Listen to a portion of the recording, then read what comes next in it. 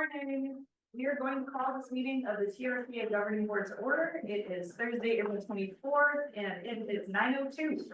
First, I'm going to have Julie introduce a special guest and welcome us to this place. Thank you, Madam Chair. Good morning all, Julie Reagan here, TRPA Executive Director. I just wanted to give the floor to Bill Watson, who's going to do a formal welcome. We are all here at his hospitality of the Thunderbird Foundation, and we're just delighted to be in this incredible space. So please, Bill, say a few words. Hi, everyone. Welcome. Some of you I know from my old years in the casino gaming business when I ran Valley Gaming. Some I know from here at Thunderbird, but welcome to Thunderbird Lodge, America's most expensive home.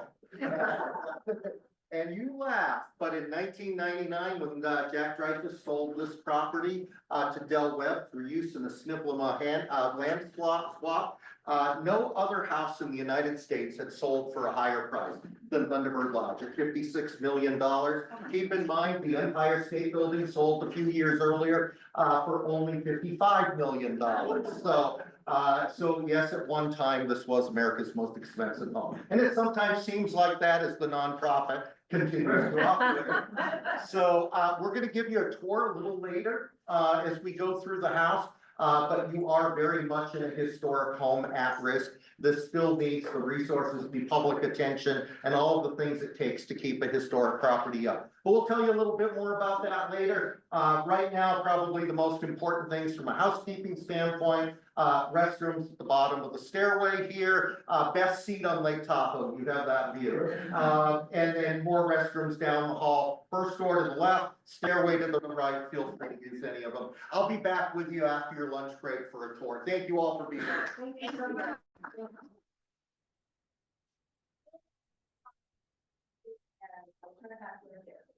Thank you. I'm only standing up here so I can look out the windows behind us. The first item on the agenda is roll call to determine quorum. Please call the roll. Ms. Olding. Mr. Aguilar. Here. Mr. Bass. Ms. Conrad Stata. Here. Ms. Faustino. Here. Ms. Gustafson. Here. Ms. Hayes. Ms. Miller. Mr. Hennigan. Here. Mr. Keypepper. Here. Ms. Lane. Here. Ms. Mover. Here. Mr. Rice. Mr. Settlemeyer. Here. Ms. Williamson. Here. Madam Chair, we have one. Thank you. Let's move on to approval of the agenda. Are there any changes to the agenda, Julie? No, no changes. All right, let's deem that approved as posted. And next, we're gonna do just a few opening comments. Vince, you wanna come join me? You also get this view, so that's like. We're the only reason. I know, what else can we talk about, right? At one point talked about sock puppets, so you're welcome for not having that. So just welcome everyone. I'm just gonna keep it really short because Julie has, she's gonna take us through 2024 accomplishments and 2025 challenges.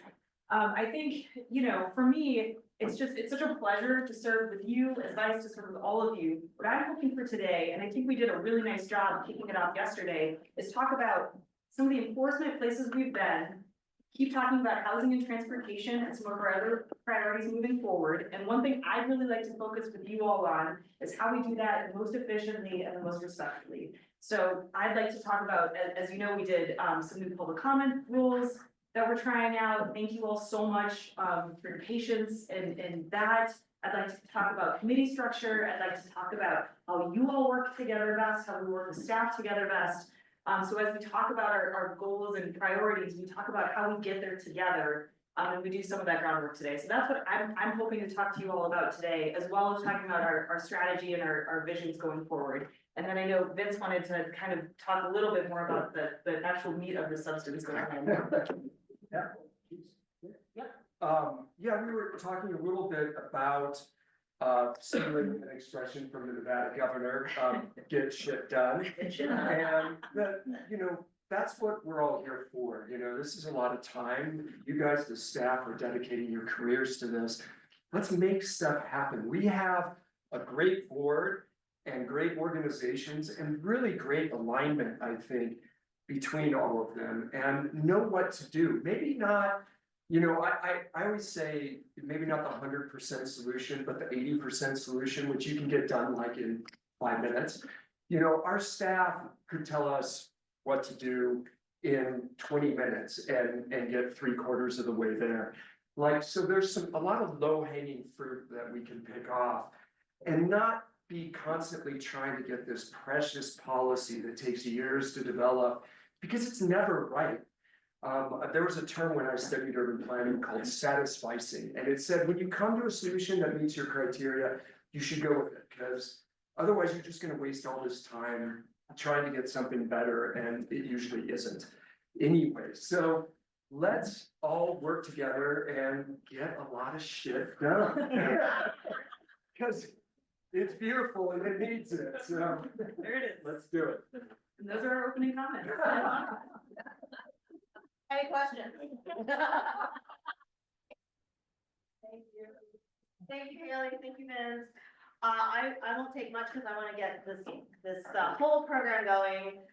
I just had to reflect on a couple things that happened at this facility in this room that some of you may recall who have been around for a while. And I'm sorry Shelley is not here because she might be the only board member that would remember in 2005, 20 years ago, we had a governing board retreat here in this room, and we have not had a governing board retreat since. And it really is making me have a bit of a flashback because that was the early days of my career at TRPA.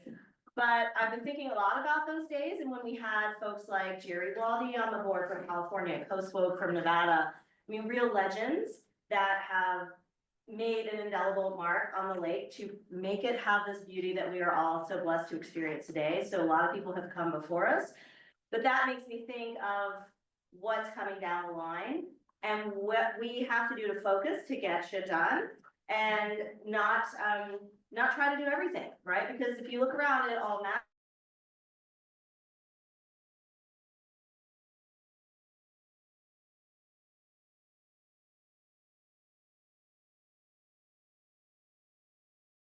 Our right role in the basin.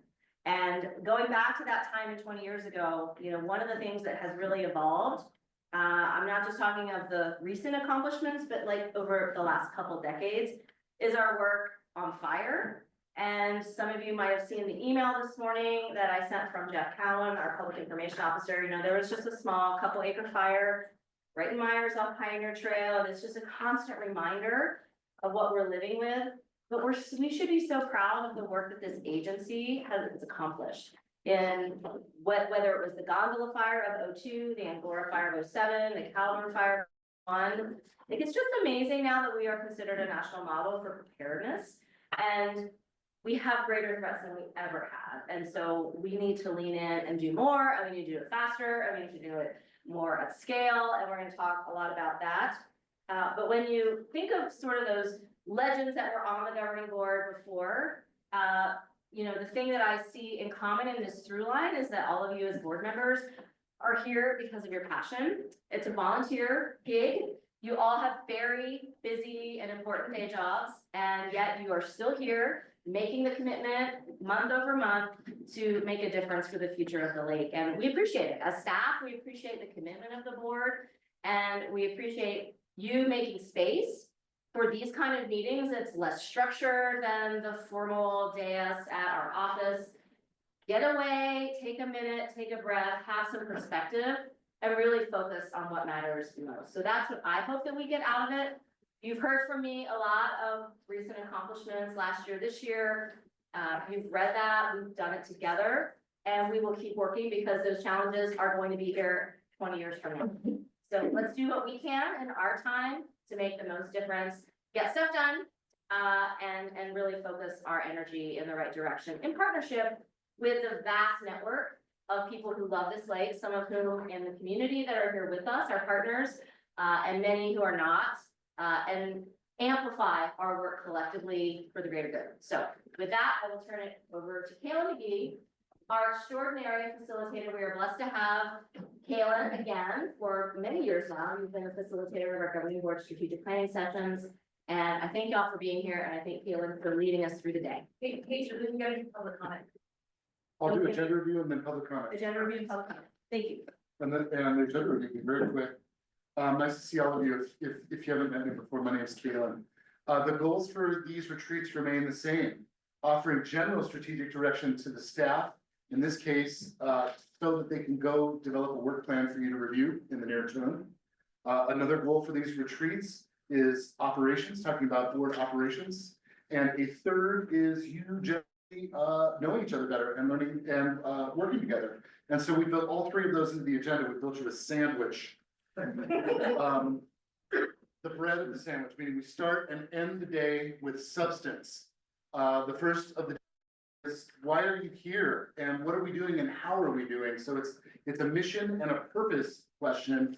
And one of the questions included in this is, why do you serve TRPA or why do you serve Tahoe? And this is not intended as a throwaway icebreaker. We'd love to hear what this work means to you and why you're connected to this place. But then also asking, how is the board operating? And asking for, if you have a specific suggestion for how to improve board operations. We already have some proposals, but we'd love to hear what you have. We're gonna log those. That's the first piece of bread. The meat or the peanut butter and jelly is actually process improvements. And you've been hearing about some of those. We'll hear about some more. We'll talk about those together. Long break at lunch, more about that in a minute. And then this afternoon, back to substance again, where again, staff would like to highlight what is required by TRPA based on its responsibilities and the momentum of programs. What the world has said they hope TRPA will work on. And then we want to ask you, where do you see the priorities? What guidance do you have for staff in terms of priorities? That third goal of knowing each other and working well together, both staff and board, is partly why we have a long break, we have a long lunch. Word on the street is it's a fascinating tour with so much to learn about a Gatsby era fun. And we'll look for your help in getting back at 1:30, but there's lots of time to see the place and go have fun. And then in line with recent rules, we're gonna start and end with public comment today, and that's what we're gonna do next. So I'll turn it over to public comment, and then after that, I'll give quick instructions for our first discussion. So, any member of the public wishing to comment at this time? Go ahead.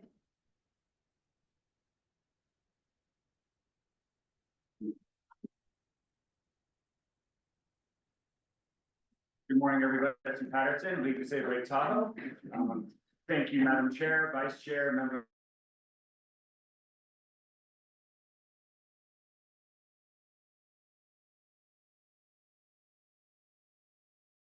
Lake, because you guys are kicking butt. So I need to rethink my comments. I'm trying. Very so a year ago, I stood before all of you at Stanford Camp, not a bad spot either, on the California side of the lake, and we're talking about how beautiful that place is, how important Lake Tahoe is.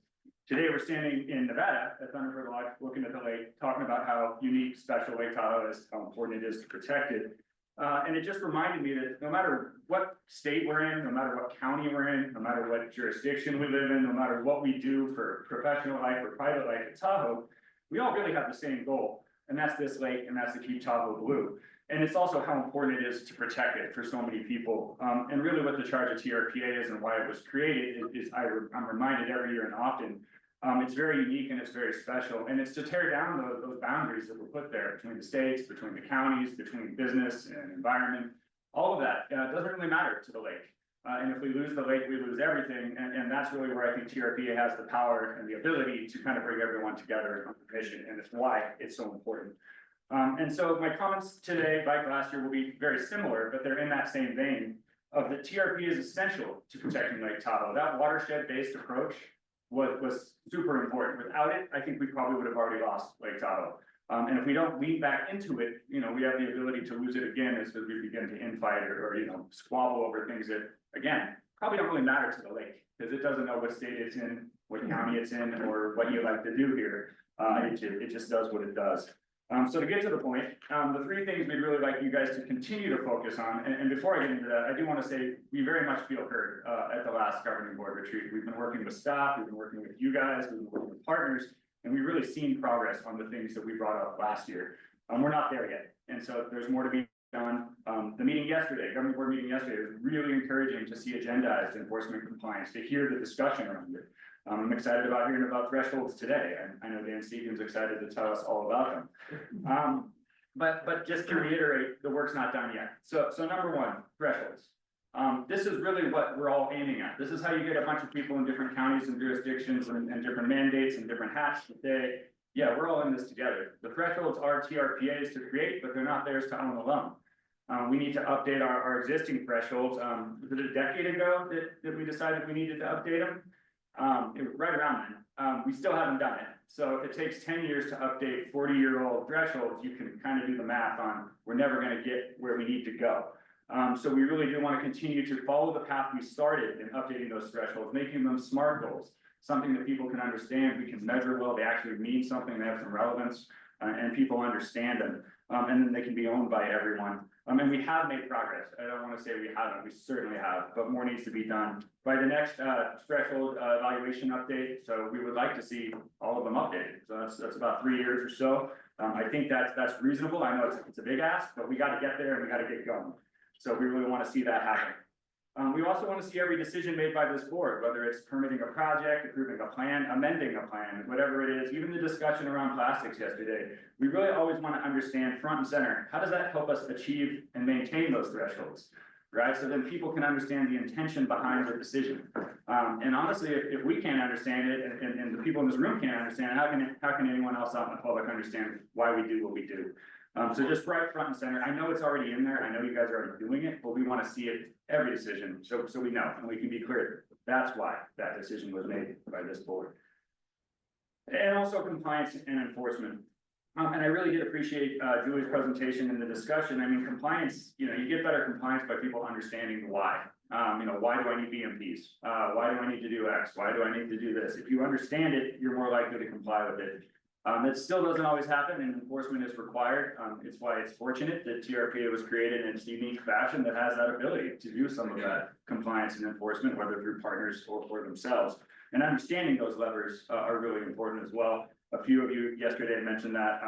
Vice Chair Honigman, member Kikiter, sorry. I got close. They told me I was gonna say. Member Faustino, you all mentioned essentially the same things we say, right? We need to make sure we're passing plans, permits, everything that we collectively at TRPA can enforce, or at least can have some influence on. We don't want to be passing things that we have to rely on others unless we have a really strong relationship and a clear mechanism for doing it through an MOU or through some other mechanism. And also, I think it's really important to normalize for the public and for the agency that you are doing all of this work with compliance enforcement every single day. And we'd encourage you to put that on the agenda at every governing board meeting so the public is reminded every month that you are doing this all of the time. And I think it's really important because I think in the absence of that being present, people forget. You don't see it. And we talked about that enforcement kind of timeline you have. Several of those steps aren't really in the public eye unless it gets to a certain level, but you're still doing a ton of work. That really, I think, helps build confidence with partners in the public that what you say you're doing has a purpose, the intentions, the threshold, achieving and maintaining. You're going to be consistent and transparent, and you're going to hold everyone accountable for it if it doesn't happen. I mean, you have the ability to do it. And so again, I think that people in this room as the leaders, the staff I've worked with at TRPA are some of the best and brightest. You've got all the pieces. And you got the partners to support it. So I'm excited to see where we head next. The current threshold evaluation was a great first step. We got to get them updated. I'm encouraged to see how some of these projects we're approving or plans we're amending are helping us get to those goals. And then seeing how we have to either compel people to get there if necessary, or educate them about how they can help us get there. So thank you for letting me join you here today. I'm going to turn my chair around and stare out at the lake while you're on the tree. And I look forward to the discussion. Thank you. Thanks, Jesse. Was there anyone else in the room? Was there anyone else in the public comment? And then, is there anyone online, Catherine, that was doing this for public comment? There are no hands raised online for comment. Thank you. Okay, then we will close the public comment period and we will move on to our strategic planning session. Can I just make one quick note? Of course you can. I just wanted to give congratulations to Chairman. You have to. Governor Newsom, Chairperson Gustafson yesterday to the State Board of Fire Services. I think that's huge. It's really nice to have you on there. I think having Tahoe representation is going to be great. So congratulations. Thank you. Yeah.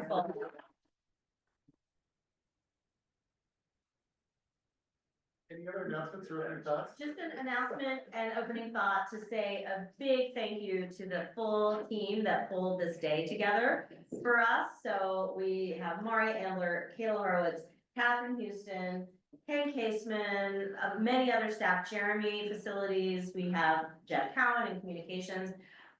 It was a lot to pull this together. It's a beautiful place, but it requires a lot of extra care than when you have functions here. So a big round of applause for all the meals.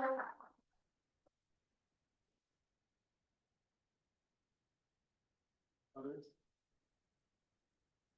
Here, first the questions, then the format. It's really simple. And for most of the day, we're gonna be here talking as a full group. This is the only time I'll ask you to move or do anything facilitator. This is the only one. Here are the questions. Why do you serve TRPA? How well is the board operating? Please offer one idea to improve board efficiency, effectiveness, or the experience of being on the board. These are on the agenda. So in case you missed them, I'm also happy to repeat them. The way to have this conversation, we're gonna keep it really simple. We're hoping 3 board members find each other and 1 staff member joins them. Staff member, if you're willing, we'd love it if you took notes and reported out at the end. Board members can clarify and speak for themselves afterwards, but looking for a quick report out. Staff members, one more thing. If you wanna go low tech and like write on your notepad, cool. If you want an easel or a flip chart, just say so and we'll get you one. But for half hour-ish, maybe a touch more, talking about the 3 questions, talk with each other, then we'll hear what y'all said. And we're gonna take that into our next session. Pretty straightforward, right? We didn't make seat assignments, we didn't group, so we're just hoping that 3 board members find each other. If math doesn't work out and there's a 2, that's fine, if the staff member joins, good enough? Good enough. Here we go. Let's do it.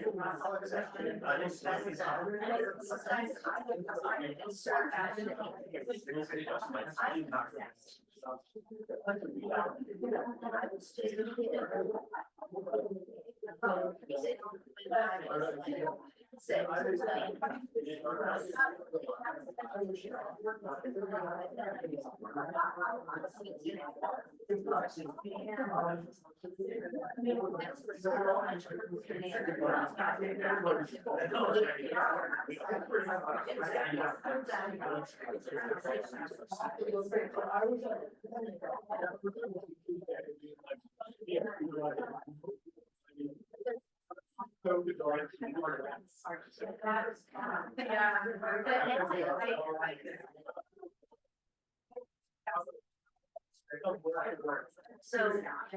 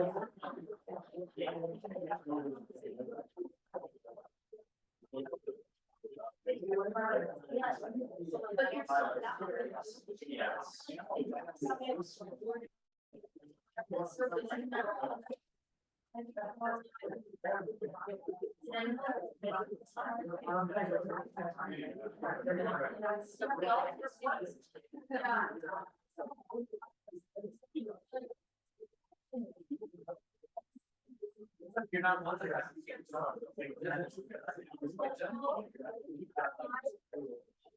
Folks, maybe 5 minutes? 5 minutes?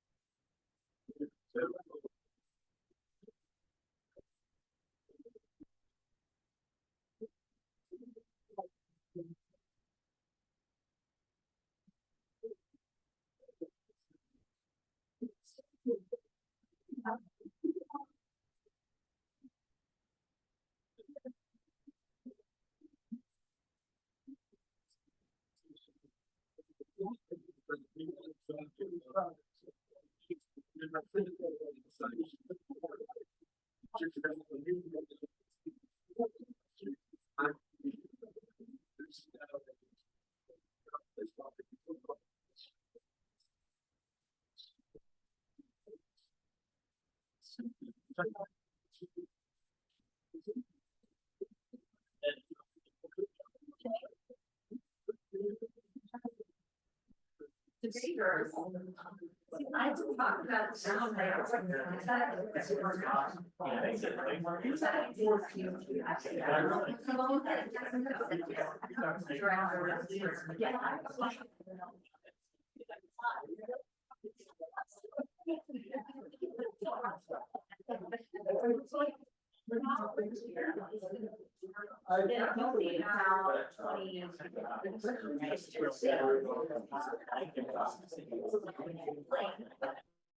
But we are surrounding the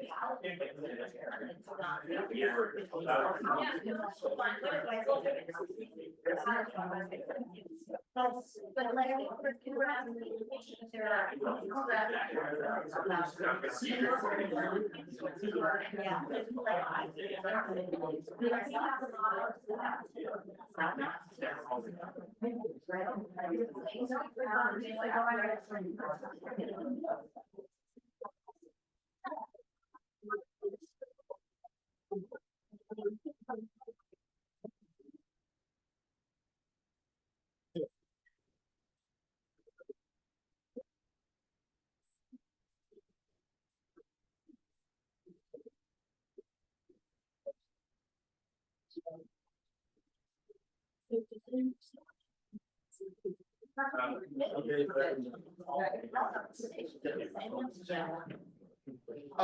We're gonna do report outs. Do you wanna grab coffee and quick stretch and then we'll do report outs? Yeah. All right.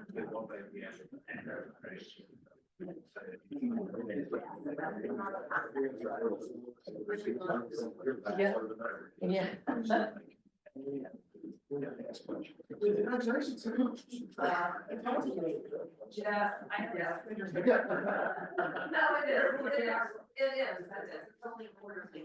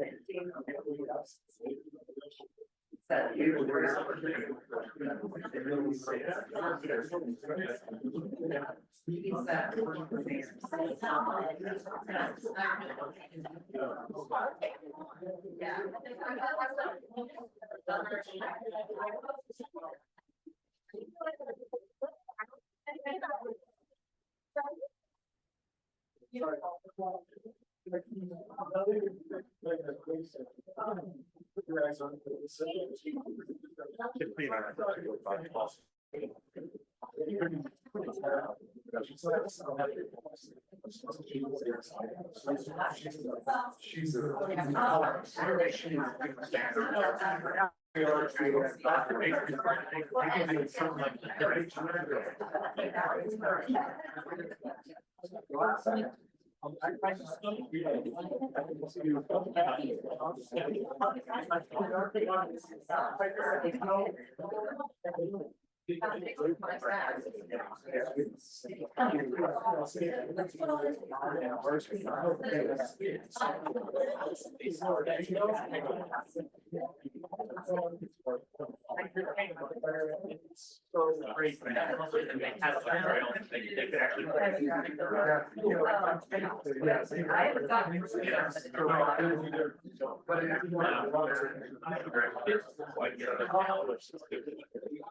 Yeah.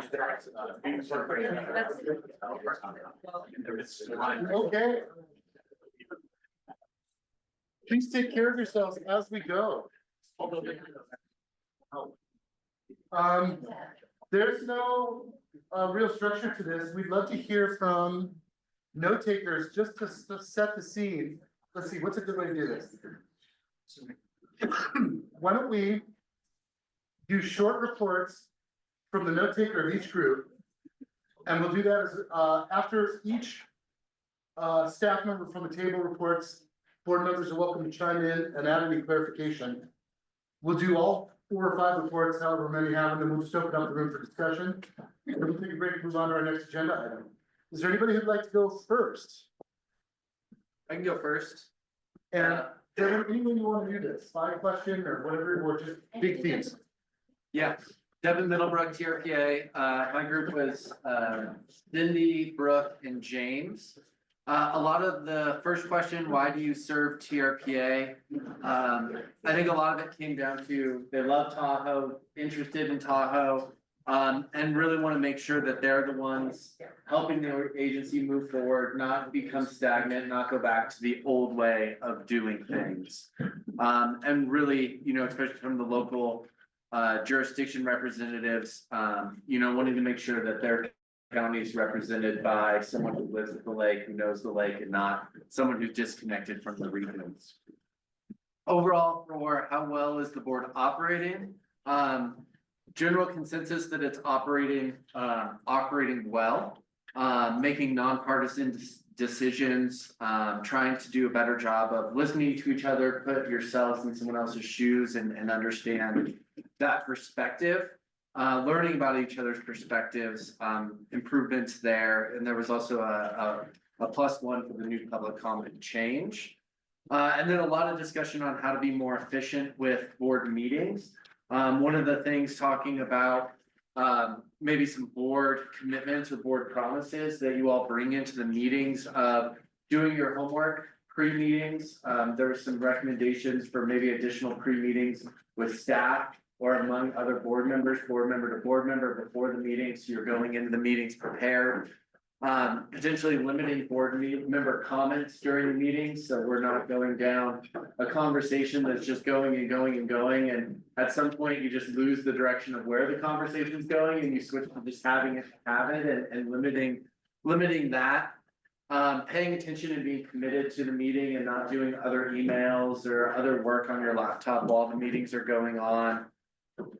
And committing to the full day, making sure that you know the 4th Wednesday is the board meeting day. I'm gonna be able to commit there for the full time. And I think, yeah, just the pre-meetings was a big one. Putting each other in each other's shoes more and thinking of different perspectives.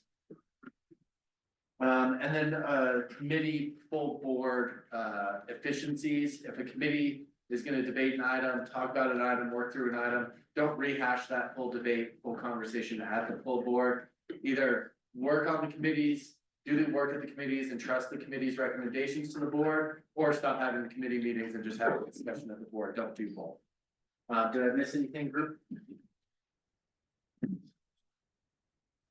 Did you cover staff briefings with us on big issues? Yeah, I did mention that a little bit, but yeah, just more pre-meetings with staff, so board members can ask questions and get more perspective and context going into the meeting, so you can be more pointed with your questions, your discussion, and get to the decisions quickly.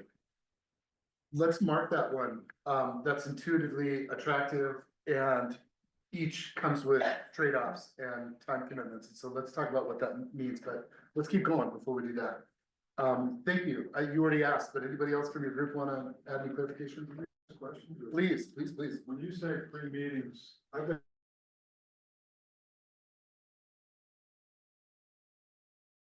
collective contract. And I brought it up because, and Julie and I tried to talk about this when I was, in the cherry seat. Because I think those of us at the local agencies, Brooke at least and I get pre-meetings with our CEO to go over the agenda items, hear any controversial items and get those in front of us because we're busy people and they say, hey, this is coming, you've got to be ready. It alerts you and gets you prepared. You can ask those questions of county council, legal counsel, whatever. Ahead of the meeting. Those are like one-on-one. We do one-on-ones because there's only 5 of us. What Julie and I had talked about is, she can't meet with 15 of us. And she gets nothing else That's why I done. was asking. Yeah, so can you group, can you do 2 or 3 in a briefing without talking about where they're gonna vote or, any kind of violation there, a serial meeting? Just get the facts. This is a hot button item and make sure those are addressed ahead of the meeting at people's appropriate schedule. And if they don't need the briefing, they say, no, I'm good, I've read it, thanks for the heads up. Let's talk this out for a minute. Let's give this a couple minutes. Keep going. What kind of meetings do you need? How many do you need? What's the yeah, but for every meeting that you create? I think that depends on the subject. Mm-hmm.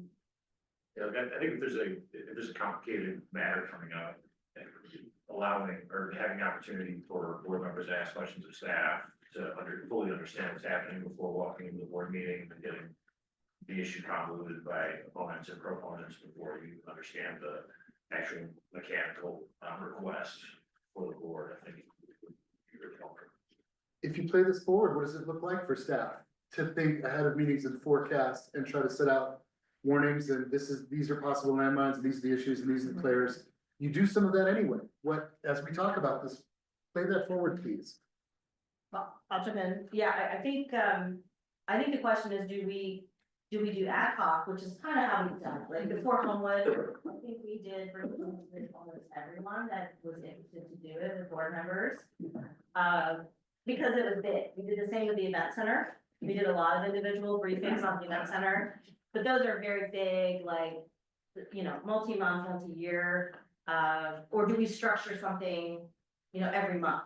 That's kind of what I'd love to hear your feedback on. We do the The agenda review. agenda reviews beforehand. I'm wondering if that could kind of be morphed a little bit. Yep. To handle both. We do agenda review, share by share, a couple committee members, and we often use that time, because that might be the only time we get Yeah. with you, to flag things. So we could repurpose that meeting, because it's on the docket already. And the hardest thing is getting People. the people, the schedules lined up. Ashley, Yeah, I mean, I think one of my challenges is like, the board packet comes out on, say, Wednesday or Thursday, I don't get to it till probably Monday, right? Yeah. And I review it, I use a lot of Control F to find certain keywords and stuff, review it, and maybe I'll have some questions for staff, but I, at that point, don't feel like I'm giving you enough time to ask questions of staff when the meeting's in 2 days, right? So it's like full on mea culpa, I'm not reviewing it the moment it comes out. And so I think I don't want to have to ask questions of staff from the dais. I would much prefer to do it ahead of time. But I think that that's the challenge. It's like the board members don't necessarily review the moment the packet comes out. There's not a ton of time to flag some of those questions. So, and it might be a memo that goes along with it, but the problem is then it's publicly noticed, right? So, but I find that my calls with you are sufficient for me. Yeah. Out. So, but, and so if I were invited to a meeting, if I could make it, I might attend, but it might be more work for your staff, because I don't know who would make the time to necessarily show up for the briefing. It is more work, but yeah, same thing, the commission, you only have 3 commissioners, but before every agenda, we have a standing meeting. Yeah, Here's the big dockets, here's what's coming, here's the controversy in that docket, do Yeah. questions, and then that way, as you're reading, you know exactly what to focus on. yeah. And that's one more work for staff. Would resequence the committee work and the board work so that they weren't stacked on top of each other in the same day. A lot of the issues may present themselves, and then there's a whole month to get those questions asked and issues resolved before it comes up to the board.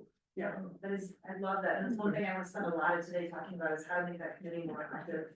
What about a high, instead of a huge board packet that comes out a week before. Like, you guys know generally what's gonna be on the board agenda, like, just a very high level summary and with who to contact if you have any questions, so we can at least have a heads up on some things, maybe, I don't know if that would help. Well, so maybe we could build on that, because at the last slide of every executive director report, I have what's coming up. So maybe I just put who to call, and then I email that slide deck as a reminder, because usually by the end of the meeting, let's face it, everyone's fried. So I could easily, because that's in the packet, it's a public document already, I could send that out like the day after the board meeting with, here are the staff members for each of these items. Flag it if you want, and we'll schedule something, and then we have a month between the next, and if we could just I'm just trying to think of what we could structure. Yeah. So that it becomes, in our way of doing business, Yeah, the city, we had an agenda planning calendar, and it just had the next 3 months, and it was just a simple bullet list of here's the topics that are slotted for the next 3 months. You at least knew the next 3 months of what's coming up, and you're like, oh, in 3 months, there's some item that I really care about. I know that I need to start thinking about that now and having those conversations now. Yeah, and usually if our staff, because their desk phone, their email, however they feel comfortable, they get something by phone number. What do you, and along with that though, Julie, I know that sometimes I would ask you after the meeting, after an especially long meeting, did you brief that person? And you'd say yes, and yet it still went on a very long time in the meeting. And then board members. Yeah. We're a lot of the problem, so let's own that and let's, how can we help police each other? Because that's hard on staff to police us. So if we know people have been briefed, if you as chair know, Kaylee, and I'm happy to try to help with that too. Did you not get a briefing? Did you not go through this already? So that. Public sharing. But we also want a board that's engaged and can get through the decision making, John. So at some point, I know, Yeah, I think, I don't want to ever do that, but it's something we kind of have to if we're gonna improve it, right? Yeah. Otherwise, we just. My overall thing is, right now, we're doing is called a discussion. Yeah. And a conversation, but it's more about a conversation right now, because we're all interacting. That's not a board meeting.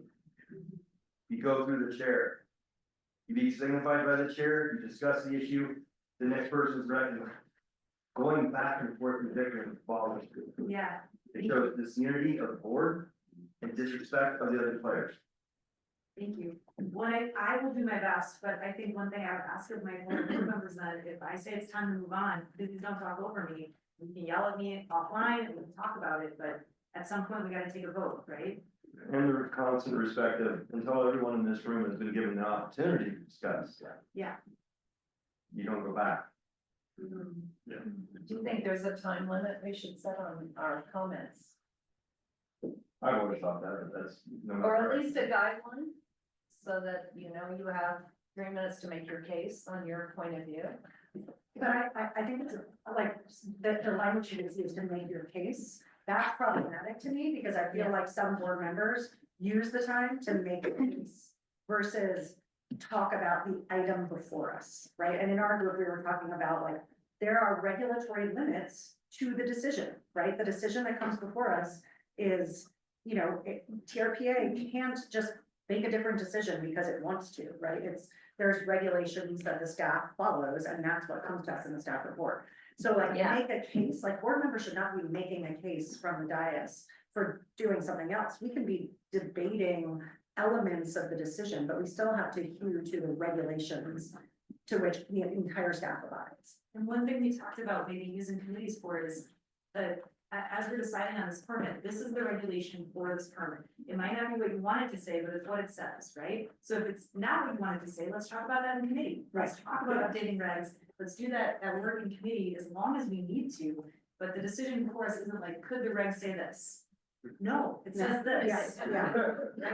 I kind of feel like we need a parking lot if we want, so if something comes up, we think, man, it's too bad that the regs say this. I get that I'm making a decision on that today. It's too bad. Can we parking lot that for a committee discussion in the future, right? Belinda's next. This is a theme that's come up for the last 6 years, which is, it's a natural tension. Separating projects from policy and because they cross over when it's time to make a decision. Belinda, please. So I'm thinking of the staff report, having something that's very prominent at the beginning, this is the regulatory context of this issue, you know, yeah, and that way. Very clearly stated, you know, what our parameters are, and it's common knowledge to everyone, and then the discussion about how to change that regulation, you know, that's the part of the issue. One other thing that came up that might be helpful is, we heard 900 public comments on this before you walked in. Staff responded to it, shaped our report here. 900 said this, 2 said that, right? Because then at the board, if we only hear the 2 that show up, you know, then it's skewed. But we talked to the people that didn't come to the board meeting and we changed it thus. And that way you don't feel like you're only hearing this side of public comment that showed up, that they know staff has heard it. They're doing so much work. I actually think staff reports do a really good job of laying out like the factual sort of case for the recommendations they made. I find them to be very, very helpful. So, but I think, you know, structuring these discussions, I mean, to James' point, and I think to your point, the board should be asking questions during the presentation to help them inform their decision. Then there's a motion, and then we can debate the motion, right? But all of that sort of bleeds together in some broad sort of discussion that goes all over the place, rather than having structure to agenda item that informs the decision, debate, decision. I think if we follow that, we can avoid some of the. Well, I will commit to that, but I only can commit to keeping us on that if you guys help me commit. Good. Yes. We just discussed 5 topics. All for improvement and they all overlap and they're all important. One is about avoiding duplication and between committee work and hearings and meetings. We're gonna come back to that and we're gonna talk more about that. Next is pre-meeting, pre-hearing. How do you call it? Meetings or hearings? Meetings. Pre-meetings. And there's some ideas here and there's general support, but we haven't locked down any of them. One is staff summaries, general support saying that they're good, but maybe there's a couple of ways to beef up or move to the top, summary of regulation or summary of key or challenging points.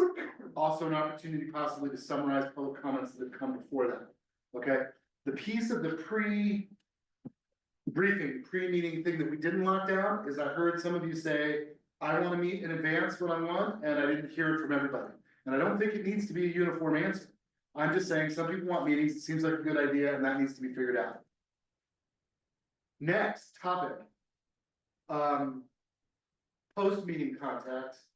Already process for that, Julie's on top of that, where in the end of meeting, she'll help make available staff for certain items. That was a small piece, but that's in there. There's we just had a whole discussion on prep, and this is one that falls on each board member.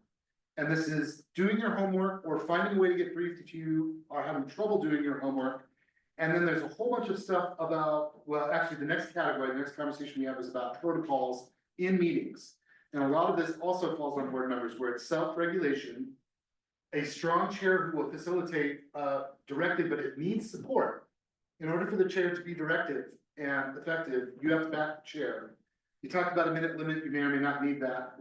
But the main point is that it's gotten a little mushy when it comes to meeting protocols, discussion, questions, motions, moving through the chair and stuff. It's been a little mushy, maybe worth tightening up a little bit.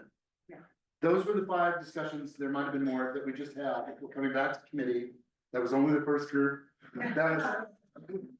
This is exactly the discussion we need to be having. Anything for the moment before we go to the next group? Rock on. Who wants to go next? I can go ahead. And we could save time by saying, we covered some of that stuff, here are the new ones. There'll be a lot of that here. I was with Haley, Ashley, and Alex. Just a quick summary of their reason for being here. Haley moved here in 2010. She's an environmental lawyer like I am, and felt the duty to serve Tahoe ever since she came here. Her husband grew up here, and she just felt that kind of pull to Tahoe to service here. And Ashley, she was asked. She was asked by CNRA, and prior work in the state, she thinks of Tahoe as kind of like a microcosm, and believes that there would be like a challenge in working here and taking the lessons learned from working in Tahoe, where you're applying this type of thing on a regional level, taking those lessons learned and applying them on a broader level. So that's kind of a personal, I think, career and work interest for Ashley. And then, Alex also, like Haley and myself, you know, Alex grew up here and she has a long family history here. This was an inspiration growing up in Tahoe for her entire career, why she went to pursue a career in environmental law. And she also can bring kind of like a state policy background to the regional level here at Tahoe. So I think we're very, you know, lucky to have all three on our board. In terms of the ideas, it's really, you know, I think we heard a lot of the same things that we were just talking about. I'd say the consensus of how we're operating was kind of the words medium well. Yeah. And just you know, a desire, like we all kind of seem to be recognizing, about operating more efficiently, making your time more worthwhile on board meetings and your involvement with staff. For ideas, yeah, committees being more intentional in terms of what items staff brings to committee versus the full board. Just echoing all of what we just were talking about with committees, I think that's a larger discussion there. Discussions moving beyond, board discussions moving beyond the agenda as topic.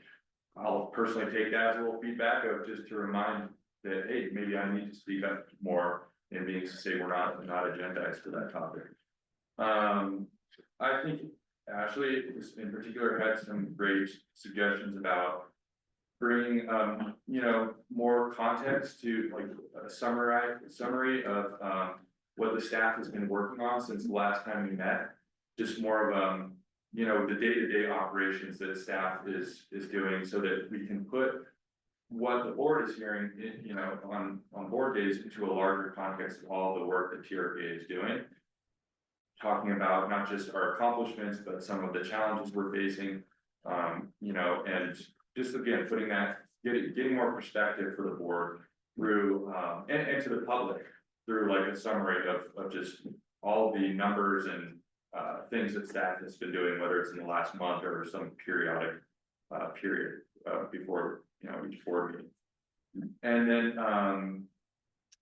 we talked about explaining to the board, being more intentional about why this item is before the board, skipping some of the background, recognizing that the board can read our materials and, you know, explain why this particular thing matters and why the board's, what action the board needs or staff needs from the board.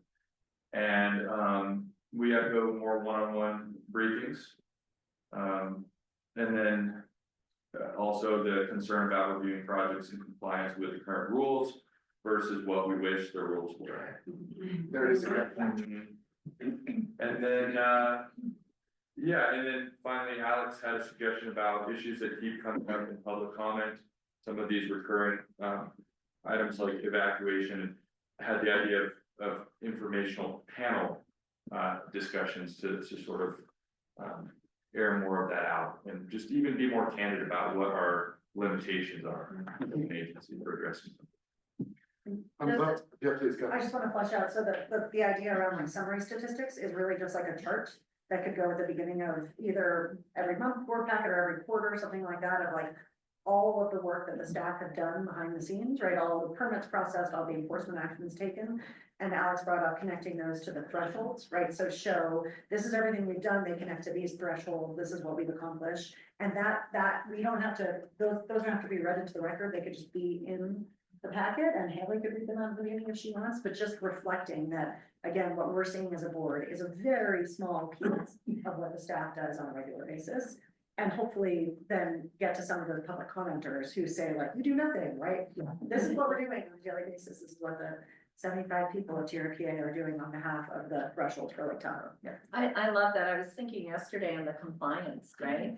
Yes. You know, having that staff, Yeah. I mean, they're working and covering all those cases, and if that was just in the monthly report, it Yeah. also is a flag to those who may break the rules, right? Right, Hey, right. we're out there, Yeah, right? that's exactly You know? what prompted me to think of that We've statistic. responded to this many issues or this Right. many complaints, I don't know, but it has to be, metrics that are meaningful to staff too. Right, exactly. And we don't need to like create new reports for over work. ticker every day, but just, generally speaking, yeah, but again, with those highlights, like, I think the metrics, the numbers are really important, right? So it's, the numbers tell us just how much work you're doing, how much effort is put in. And along the lines with the highlights, I think also we don't need to always paint a rosy picture. It's completely fine to talk about when things are going poorly. And it's completely fine to acknowledge that something didn't work as expected, because that is a sign to us to have a committee discussion on how to potentially improve that, right? Yep. I'm hearing support for this. I'm hoping that maybe it's happening right now, that staff will speak up if you hear any of these ideas that have support and you want the board to know about the implications of that, what it means, what it takes to get done. Please open invitation for that to happen. One. I was just gonna say, came up in our group, and that, right now, like I said yesterday, in the local government committee meeting, Ken Caseman is figuring out what we need to come out of the new reporting and accountability department, so great input. Please. I would say that stats are good, but the information to highlight. Because used to staff, home was one permit, that's if they, one Right. permit, one permit. Right. That was so much work. Yeah. It doesn't, that was one permit. Yeah. So there is a lot of stuff that can happen, but it's important to not follow. But that could translate to days worked, right? This one permit was issued representing 6.5 months of 10 staff time, right? Something like that. So it's clear what went into it. I feel like the numbers are useful because everyone hears like, this is where the work is going. And case studies, actually, I thought about that with enforcement yesterday. Could you give us an enforcement case study? Because we're voting on changing, costs of implementation, right? And so you can say, hey, we caught 3 boats with golden mussels. The money that we spent is now translating into this work, right? So that we hear like actual examples of the work on the ground. And I think like enforcement was such a good presentation yesterday. And then we got the fact that bring us a case study every now and again. It doesn't even have to It be. sounds like every a month. hybrid. Yeah. A few case studies. Yeah. Also, that's a big deal. Yeah.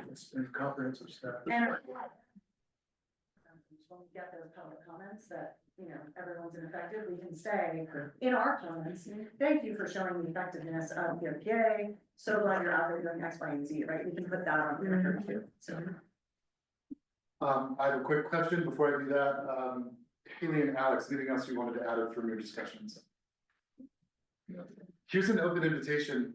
Here it came up again, policy versus project. That's my definition. Maybe there's a better way to describe it. That's a real conundrum, right? Because when do you have opportunities to step back and talk about general policy? There are retreats. There's committees, sort of, but not everybody's there. So this is an invitation to think creatively about, because again, we're hearing this is a legacy and a natural challenge. How do you move back and forth between policy general and project specific and stay ahead of it? I don't have an answer. I'm highlighting it as something to dream about today and ongoing, because if you can crack that nut, that would be cool.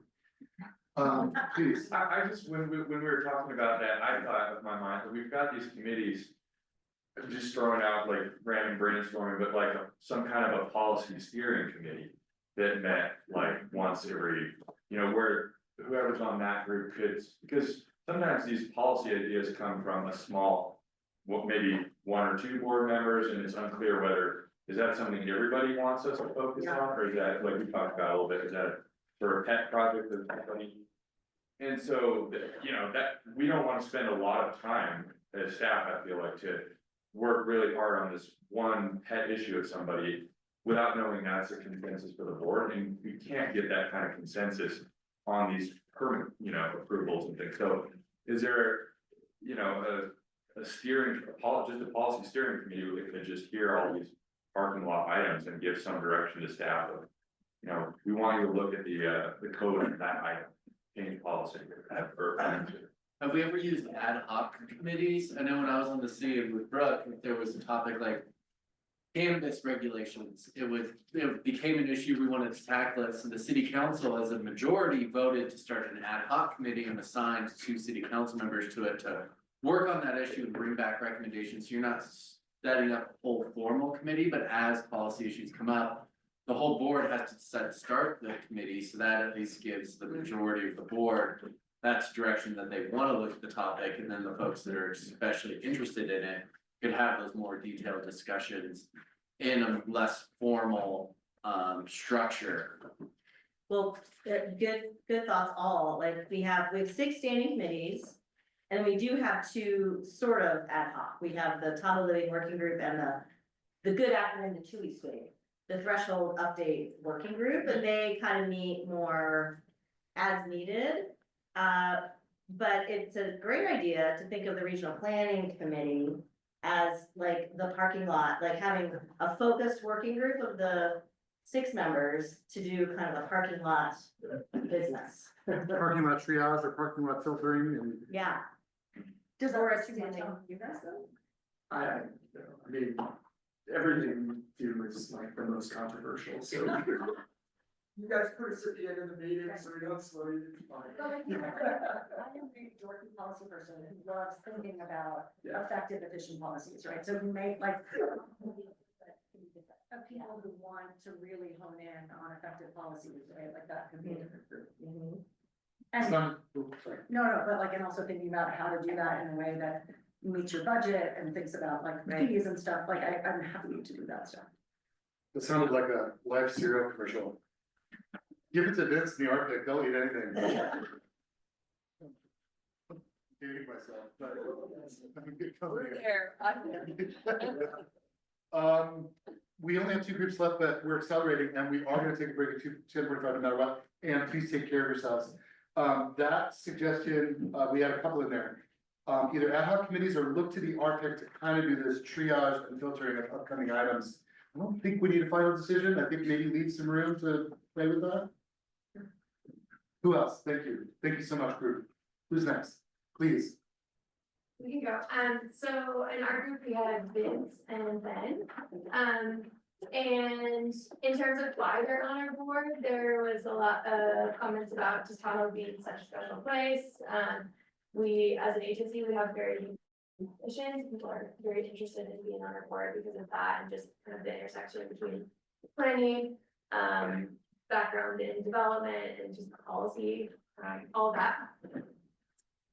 In terms of improvements, we talked a lot about the committee versus board structure.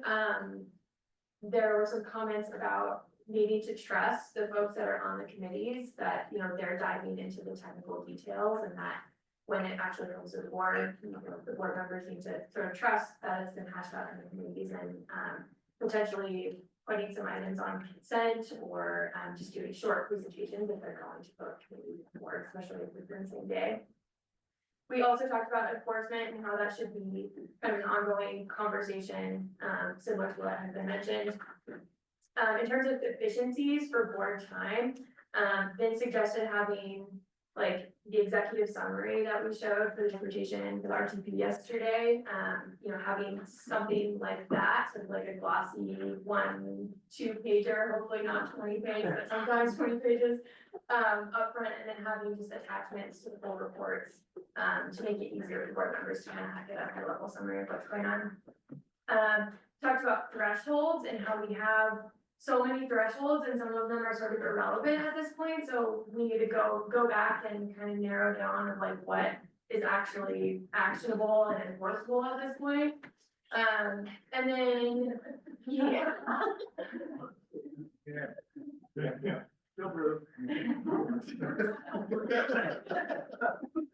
And then we talked about streamlining some of our kind of like longstanding processes that we've had in place for a while, like our area planning processes, and how we have to come, you know, we have to go essentially 4 hearings for area plans.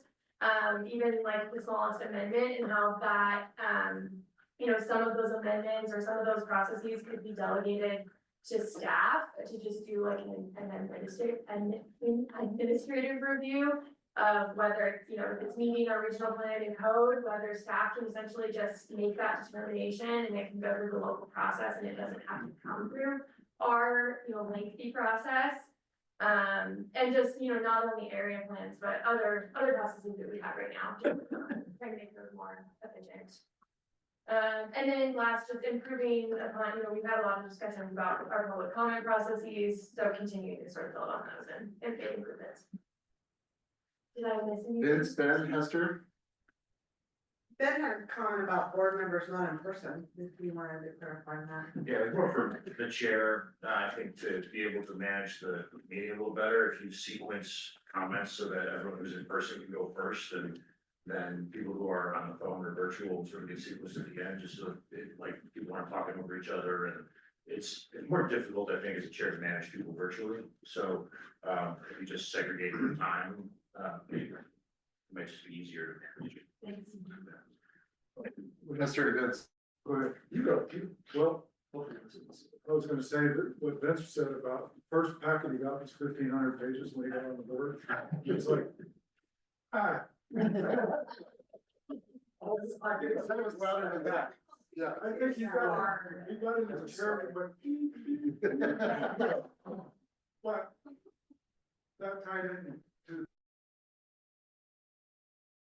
maybe the committee reads all the detail about the item that's going to the committee. It's there for the rest of the board to look at.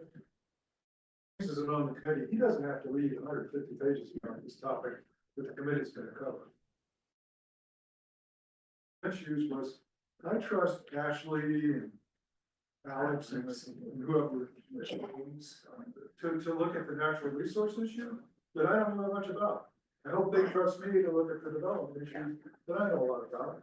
And because we can't all read 1,500 pages every, what they already talked about. You start looking at it 2 days before. I mean, I don't remember the last time I read 1,500 pages. Yes, and trust has to have follow through, right? Trust means that you have to actually let the committee do that if you didn't invest. Yeah. To go do that. Vince and Jim. Jim, do you want to pick up on this? Do you want to I was gonna pick up on that aspect of it, stating that if there's any board member that sees something going on in a committee that they're not on, I'm sorry, you have an obligation and duty to go to that committee. Don't, no offense, take up a lot of time in the main committee, having to rehash stuff that committee actually dealt with, and if you're interested in that subject, go to that meeting and gain that information and gain that insight, rather than walking into the main meeting and making the whole freaking other committee rehash the entire thing. Vince was gonna say that, and again, this was another thing for the last 6 years, and Well, I don't know if there's any classic example of members of the public coming and saying we're not listening to them, and then raising issues and walking out while our staff is talking about those very issues and not hearing any of it while they're addressing their actual concerns. I think it is a little hard to find information from TRPA, but we have so much of it. It would be very nice to be able to say, we covered that at this meeting, like, show up, don't come here. Like, not, the public is the public, but when people come and they say how we're not listening, we're not talking to them, we're not, doing all this, and we clearly show we have been. It would be nice if we just had some place to direct them, because that was super offensive to me yesterday. I mean, giving us tons of crap and then not even listening as comments were tailored to their questions. Yeah. I was like, you're dead to me now. since it keeps coming up, since it keeps coming up, this appeal to, if you don't know, be proactive, go find for yourself. If anybody's having trouble doing that, if you don't know who is on a committee or who is a staff person or where something is in progress, they can go to you. Definitely. Ashley. I know, I was just gonna say, I wanna echo the trusting other board members, right? Like, I don't know a ton about housing but Vince does, right? And I love knowing that we're operating in partnership on the board. And I think, these retreats are actually helpful to also help us understand the backgrounds of everyone on the board, right? That like, what are they bringing to the table that I can go to them about also and say, help me understand how these like weird policies that we're putting forward for housing actually get us way further down the road. I can ask them those questions, I know that, but I'd love to know more about from other board members when something else like that comes up. What is it that I can go to you about personally? And you can help me understand how what the board is doing is setting the table for these long-term goals. So I think that, you know, this retreat is useful for that, and the more we can highlight that, the better. Wait till we get to the trust falls. Michelle, Michelle and Paul, and then we're gonna move on, please. I want to share an experience on the Ring Trail Board. We actually, as board members, would list sort of those expertise we have, and that was shared with all the members. So that they understood sort of, we have a parking issue with a trailhead, we're gonna put up in the shop. Right, The right. same thing with the Yeah, beaches, right? exactly. But that was shared, you know, and I learned other things about board members I didn't know. Yeah. Sort of what their day job was, Right, and what they were doing, kind of their expertise that they were doing. I mean, that's just under like our bio or something. Those are pretty good, just Yeah. sort of like, I'm interested in these topics. Yeah, just with a few bullets. Long walks on the beach. Mr. Nielsen, and then, let's go to the last group, please. I was just gonna say, you know, as far as the thickness of the packet, that's been an issue for a long time. And we're starting to use more links in the packets, and it's been interesting from a legal standpoint to understand what we actually have to put as attachments. For example, Homewood, you're like an attachment N, could you just put links like to the initial environmental checklist? Not everybody wants to see that 30-page document. Could you just have a link on the project plans? And that would significantly cut down on the thickness of the packet if you could just link it to another place. I'm seeing nodding heads. Did you want to? Oh, I was just saying I'm the next group. Paul, thank you. Vince and then Kim. I was just gonna say, you know, I guess for me, I tend to over consume it because I'm not sure, like, is that environmental checklist? Does it bring up anything that maybe is a red flag that we need to understand how Yeah, something I is like being that too. mitigated? Yeah. So that's what I don't know, if an executive summary can adequately cover, like, here are some of the issues and, you know, we think these are covered, but It may be worth a huddle on all things archiving, like meetings, meeting packets, meeting materials, videos from the meetings. So we can point to it more. That might deserve its own look. Please, and then Kim's gonna take us on, please. Kind of going back to Ashley's point about the summary statistics and the case studies, and we didn't used to do we used to do a quarterly report, which was really long. Then we went down to a top brief, which was kind of more 5-6 pages, and we kind of got away from having like a summary of looking back on what staff's doing, so maybe we can. And if it's easy, like it could literally be a chart with, you know, links to things, like I don't wanna make more work for you all of them, like, just sort of at the end, yeah, and I was saying, I don't need a Doge ask what 5 things did you do this week, but like, really, every quarter, what is it, like, tell us so that we can celebrate all the work that you're doing, but not with a ton of work. Please. Okay, in our group, we had Cisco and Linda and myself and Nick. A lot of the same themes here, but we talked, you know, why they both serve on the board, a lot of it around passion for Tahoe, no surprise. Linda's been coming up here since she was little, she's been in Apple Bay. And Cisco has been able to come up from southern Nevada and really bring the perspective from sharing what's, you know, the northern side and the southern side was actually hiked up from Merchant City, nearing the, Mark Twain Trail and. We did it. Oh, okay, and then biking all the way around the lake, which gives you just such an interesting perspective. So, everyone thought the board meetings are going pretty well, and appreciated Graham joining the team, that's been great for board efficiency. And I will say some of our recommendations here, what people said, but some new ones were, Belinda talked about how when you start as a board member, you kind of get your orientation, you sit with the staff, you get a couple of hours, but TRPA is so complex, like we may need more of like, TRPA 101 on a deeper dive on some of the issues, like ICE or, you know, the regs on multiple lots and things like that. We've been doing some webinars, some TRPA 101 webinars to the housing work, and we've got some good feedback. So maybe it's just like YouTube videos, and we send them out to board members when we do those, just to have efficiency.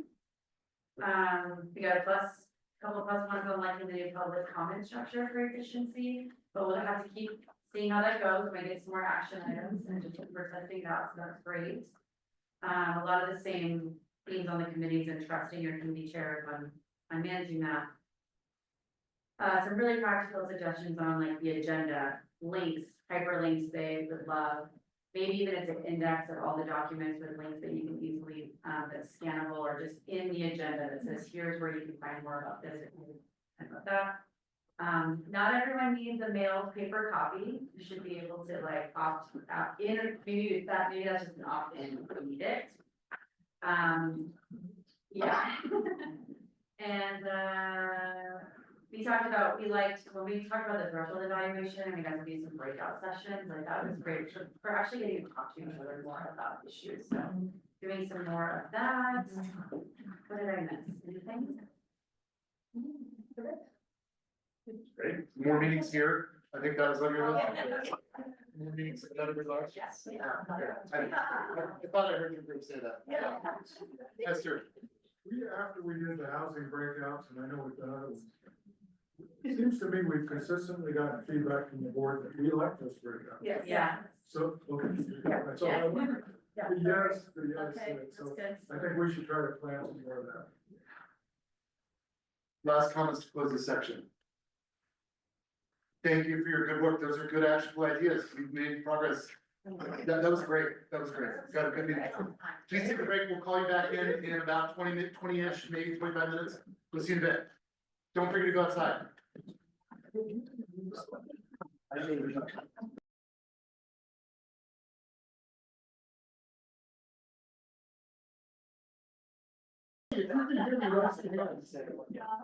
Hey Jesse, if you can hear me, raise your hand. Hey Jesse, if you can hear me, raise your hand.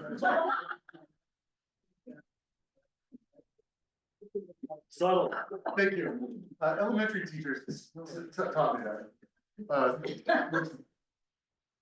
45 minutes.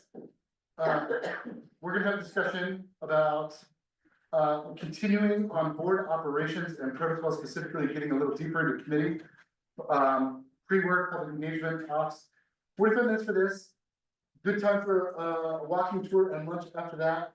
Coming back to talk about strategic priorities where staff will present what they think is top shelf and pressing and want to hear from you about what you think about that. That's where we are. May I please turn it to Chair and Vice Chair to kick us off in this session. Yep. So we started a lot of this work, thank you. We did a lot of this to begin with, and I'm just really happy that we did. But this flows, I think, into this next question, specifically on committees. How do we work with committees? How do we continue to get that efficiency and not be duplicative? Do we like committees? Do you guys like the committees you're sitting on? You know, are we good with having the committees delve into the issues and then bring it to board on consent? And just so you guys know too, we looked into this a little bit. I asked Graham to look in a little bit legally. We have a lot of flexibility here, in terms of like, committees don't have to hear things, right? They can, they don't have to, and so the structure is pretty wide open and sort of, and you heard a little preview of this, but some of my thought is that the committees do a lot of the vetting. I think committees, and this is something I want to talk about as well, though, committees can do their own public comment structure. The chair of those committees can sort of structure that as many committee meetings as they need. I love the suggestions from Ben of maybe breaking that up from the board, so it doesn't feel so stacked, so you have the time if you need it. Other board members can sit on committees that they care about, and I think that is a board obligation to look at those committee topics if it's something you care about. And then from that point, it flows to board, and we're not hearing the same presentation again. We're hearing a report out either from the committee chair or from staff as to what the committee, the high level, what they heard, how many comments they heard, what staff's input was. And then we vote from there unless it's really contentious, and then we take it to the full board. But just want to talk about this efficiency because I've heard it a couple times now and I agree. The duplicative nature of this is it's not efficient. It's not, I don't think achieving what we want to achieve. I'm not sure it's adding any value at that. So anyway, I don't know, do you have anything to add or thoughts here? Amen. Okay. You know, just anyway, so yeah. I just have a question, like in the board's history, have you, because I'm thinking about public reaction to us saying the committee did this, made a decision, we're ready to vote, like in the board's history, have we tried this before, and what is public feedback then or comment then? Yeah, that's a good question. I can't see, I'm gonna move over here. You just wanna look like. Oh. Yeah. Hey Julie, can I elbow my way real quick? Please. I promise that we do this right before we start, if it doesn't belong here. Just remember that the mics are on, the Zoom's on the entire time, including during breaks. So I was asked to remind staff, I just did, Julie, sorry. Thank you very much. It's a good question, and others who've been around, Hester, others for a very long time can chime in. We have done this differently over the course of many years, like, it just depends on the substance of what the issues are. And when we have really big issues, let's say it was a regional plan update, 2012, we really relied on committees to do the heavy lifting. And it was, trusted that the process was thorough, there was a lot of public engagement around that, and it didn't get rehashed at the board. We did the same with the shoreline policy, the development rights working group, and Hester can give you some perspective on that. It just has ebbed and flowed, it has depended on the issues. So, I mean, from my perspective, it worked very effectively when we really leaned on the committees. The challenge, we try to have that committee be at least a month before the board takes action. But sometimes it's tricky because you have to go, if it's a policy, you go through regional planning, you then need to go through the advisory planning commission and then the board. And the sequencing sometimes can get constrained. Sometimes there's funding considerations for a project and you need to kind of compress that schedule. Sometimes, if it's a local government area plan, they have constraints on their end because they have to take it to county commissioners or board of supervisors. But Hester, would you want to weigh in on that? A couple things that I would add, totally agree with everything Julie said, was when the committees work, and I think, I'm memory's a little foggy about this, but I think we had dozens and dozens of regional plan, used to be called regional plan update committee.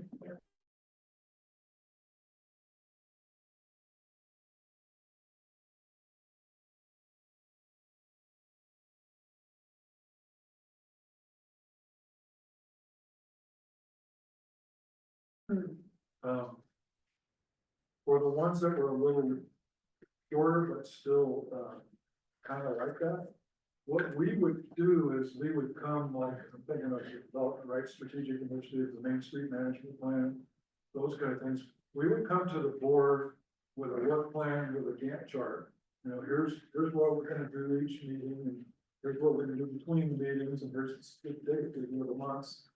So people could come to those if they wanted, but at the board meeting, the part of the agenda where you have committee reports, like, for example, on development rights, Clint Shute was the chair of the committee. He insisted that we write a 1 or 2 page staff report, and under that, with the charts saying, here's where we are, here's what we did since last time. So that, there was no excuse for the board not to know what was going on as we went through the process. So that may be something we want to do. Along with, if it's a multi-meeting, if it's just a one shot deal, it's gonna be, like Julie said. Right. It's gonna be APC, RPC, board, space it out. Yeah. So those are some things that we could try to do. Like, do these committees have to be sequential? Couldn't they have a joint meeting? We need to buy out on both? We can definitely have joint committees, yeah, we can.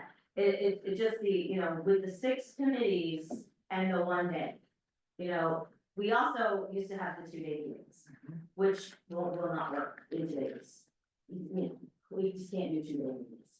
So yes, a joint committee would actually simplify because then it becomes almost a full board. So then it's like, do you just do it as a full board? Because a joint committee would be 12 out of 15. Yeah. Or thereabouts. Yeah, that's a fair point. Yeah. Cindy? I wanna make sure we engage and empower APC. Yep. I mean, for us at the Board of Supervisors, when we make a decision, planning commission, staff makes the recommendation, if it gets appealed, it goes to planning commission, the Board of Supervisors, very clear process. We've got APC out there too with our technical experts.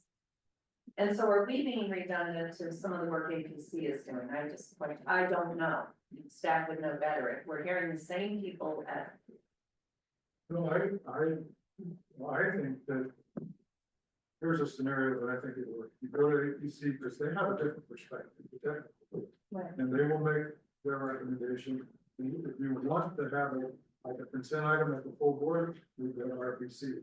If we know it's not gonna happen, they skip RPC. If you're gonna have a full debate, let's just forget about RPC and go right to the full board. Because the RPC and full board is where the redundancy is. I think the APC could do it. Well, absolutely, and so I'm just wondering, are we being redundant with the committee, is my question. And then as the public, then I would just say, does the public feel cheated out of not being able to go to 3 different? I just worry that, you know, if we're talking about having the board delegate its work for its committees, APC is 2 steps, and we could do that, but like RPC would be the one that would get dirty and then come back to the board and say, we've reviewed this and we agree with it. Does that have the same meaning with APC?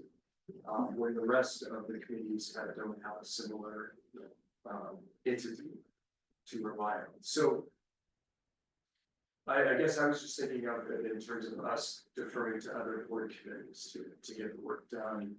Do we want to skip the RPC step for the RPC? And we can, I mean.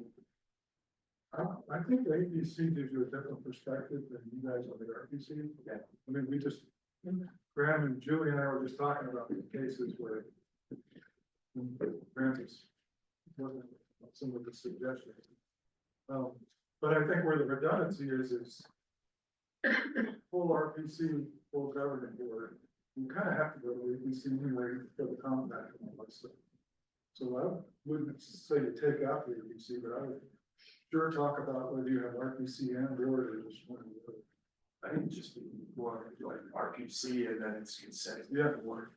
If we do that, it's. That's back to that issue we were talking about. Okay, is the rest of the board gonna trust you guys?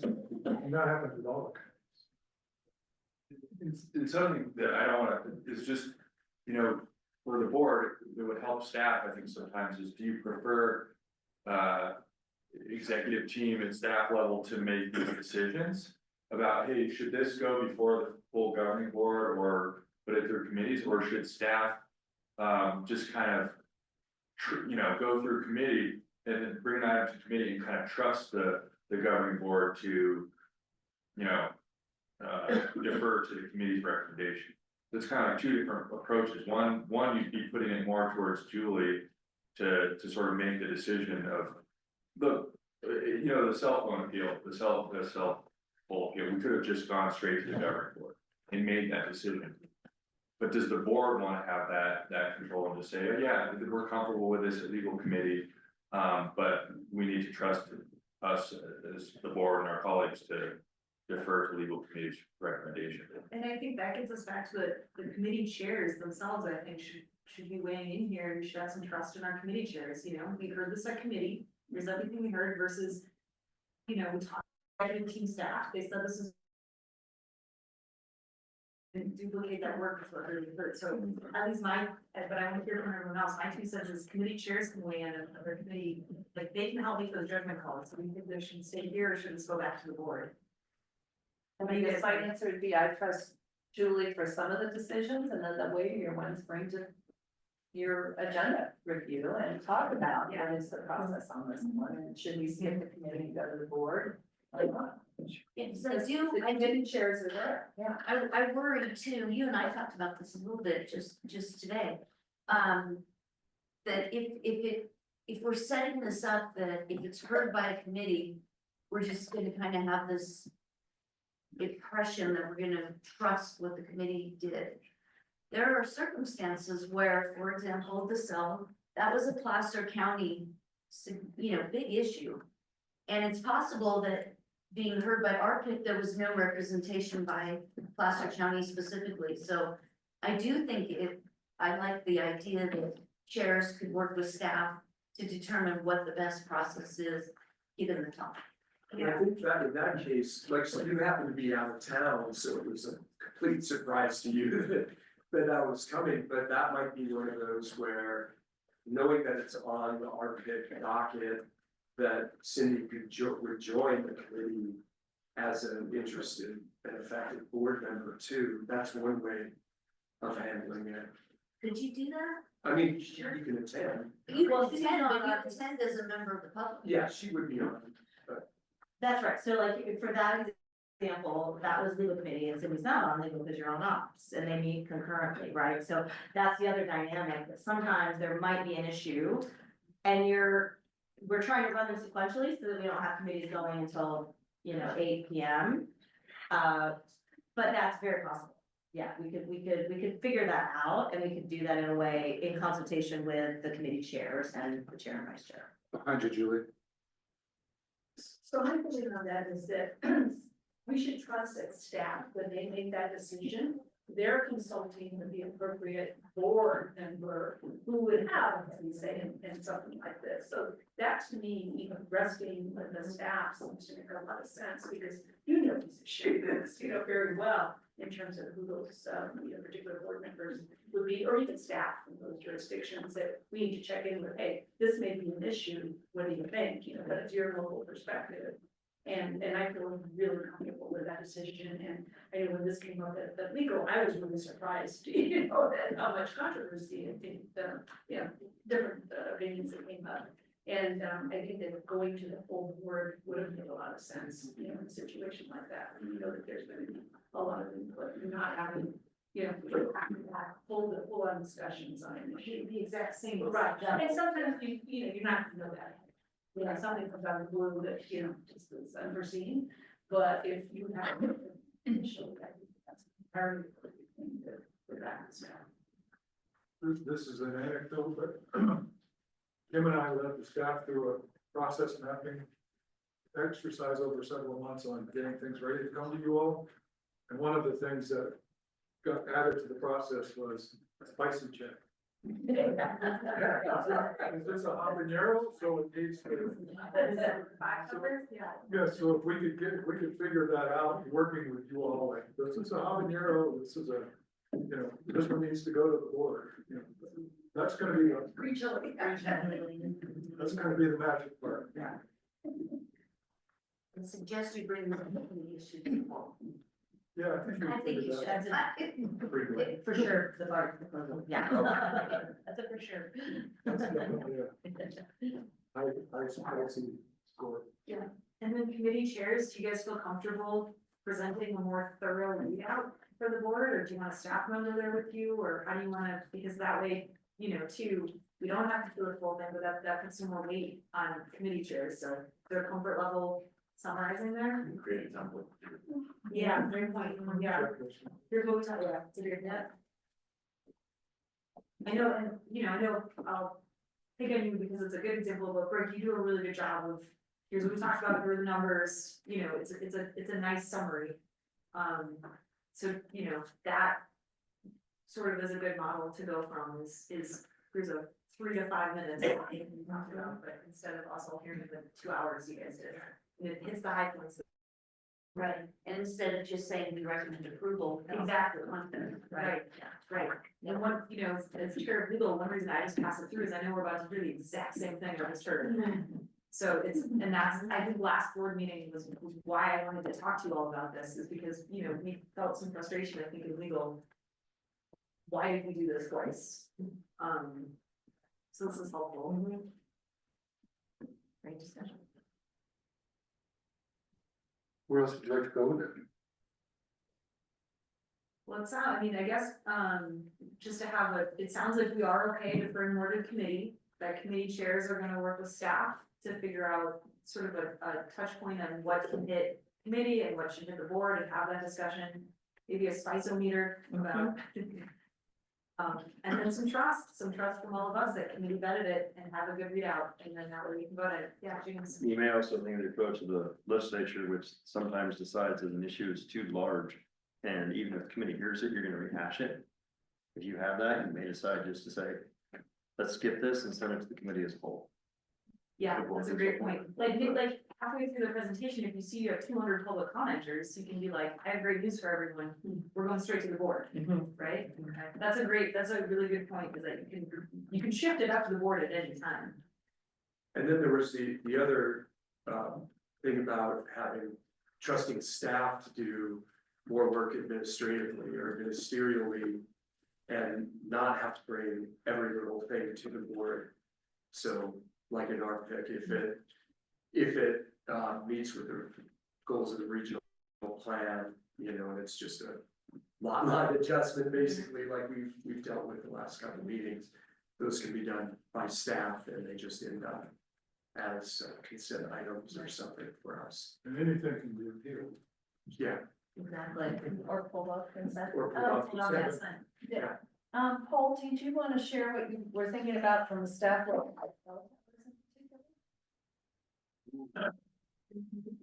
talk about cell towers.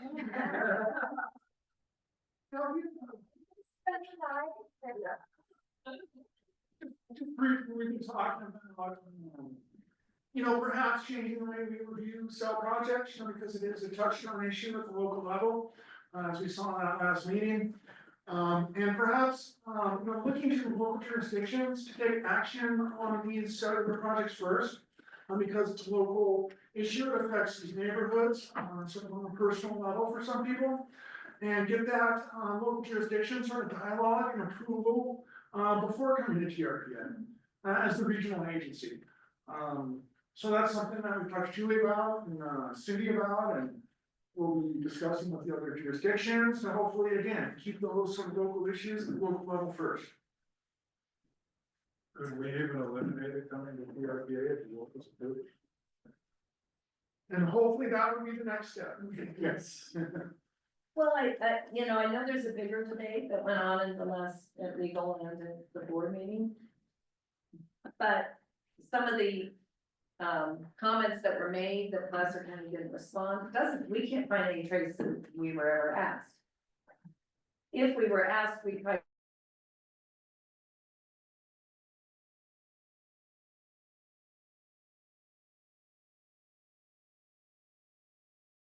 And we could have resolved it before it got to the board and you didn't have it. It was just unfortunate timing, so.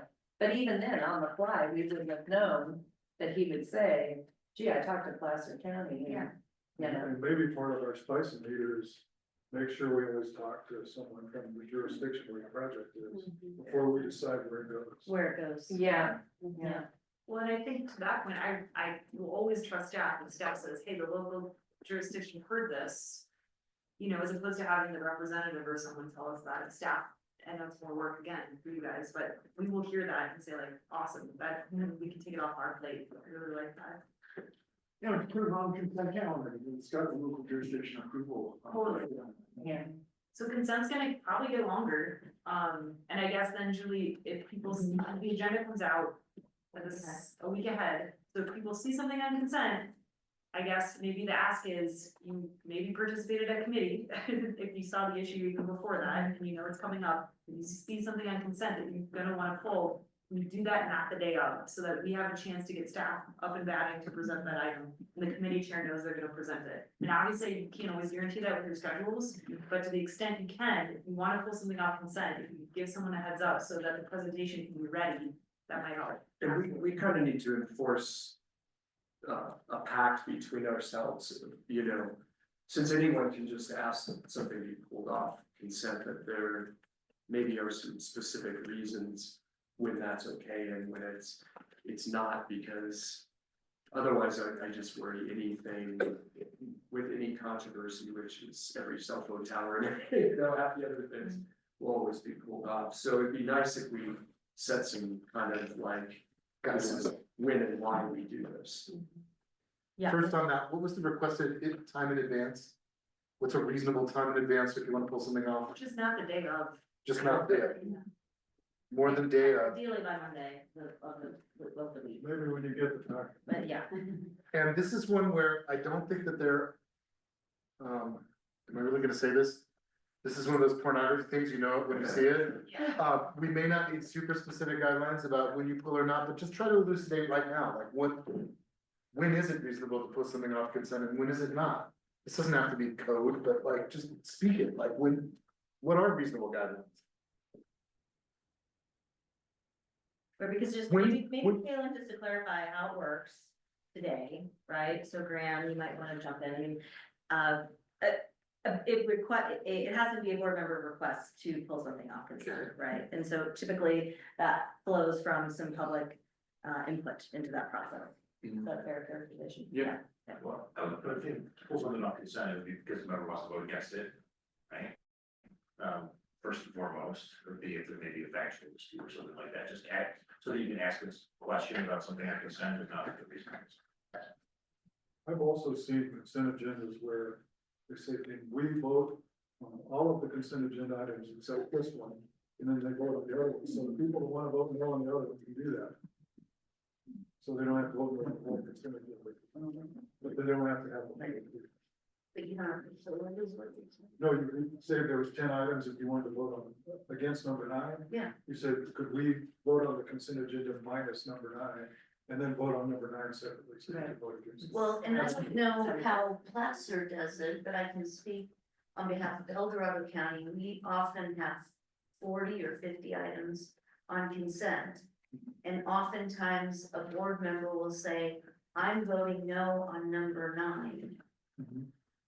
And that's, Or abstaining on number. or 8. saying Yeah, yes, that's the same and you don't, and we still vote on all of consent together. And then the clerk will always read back, you know, the consent agenda passed 5-0 with Ms. Reagan voting no on number 9. Yeah, that's a same thing. So you don't necessarily even have to pull it, if you just Right. vote no on number 9. you It, vote it no on saves number a 9. lot of time, Yeah. right? Cause you could just say, no one's gonna change my mind on this. Totally, and yeah, I don't need more info here. Right, I know. I'm just voting no, for the record. Yeah, that's. Graham said, that's cool, that's cool.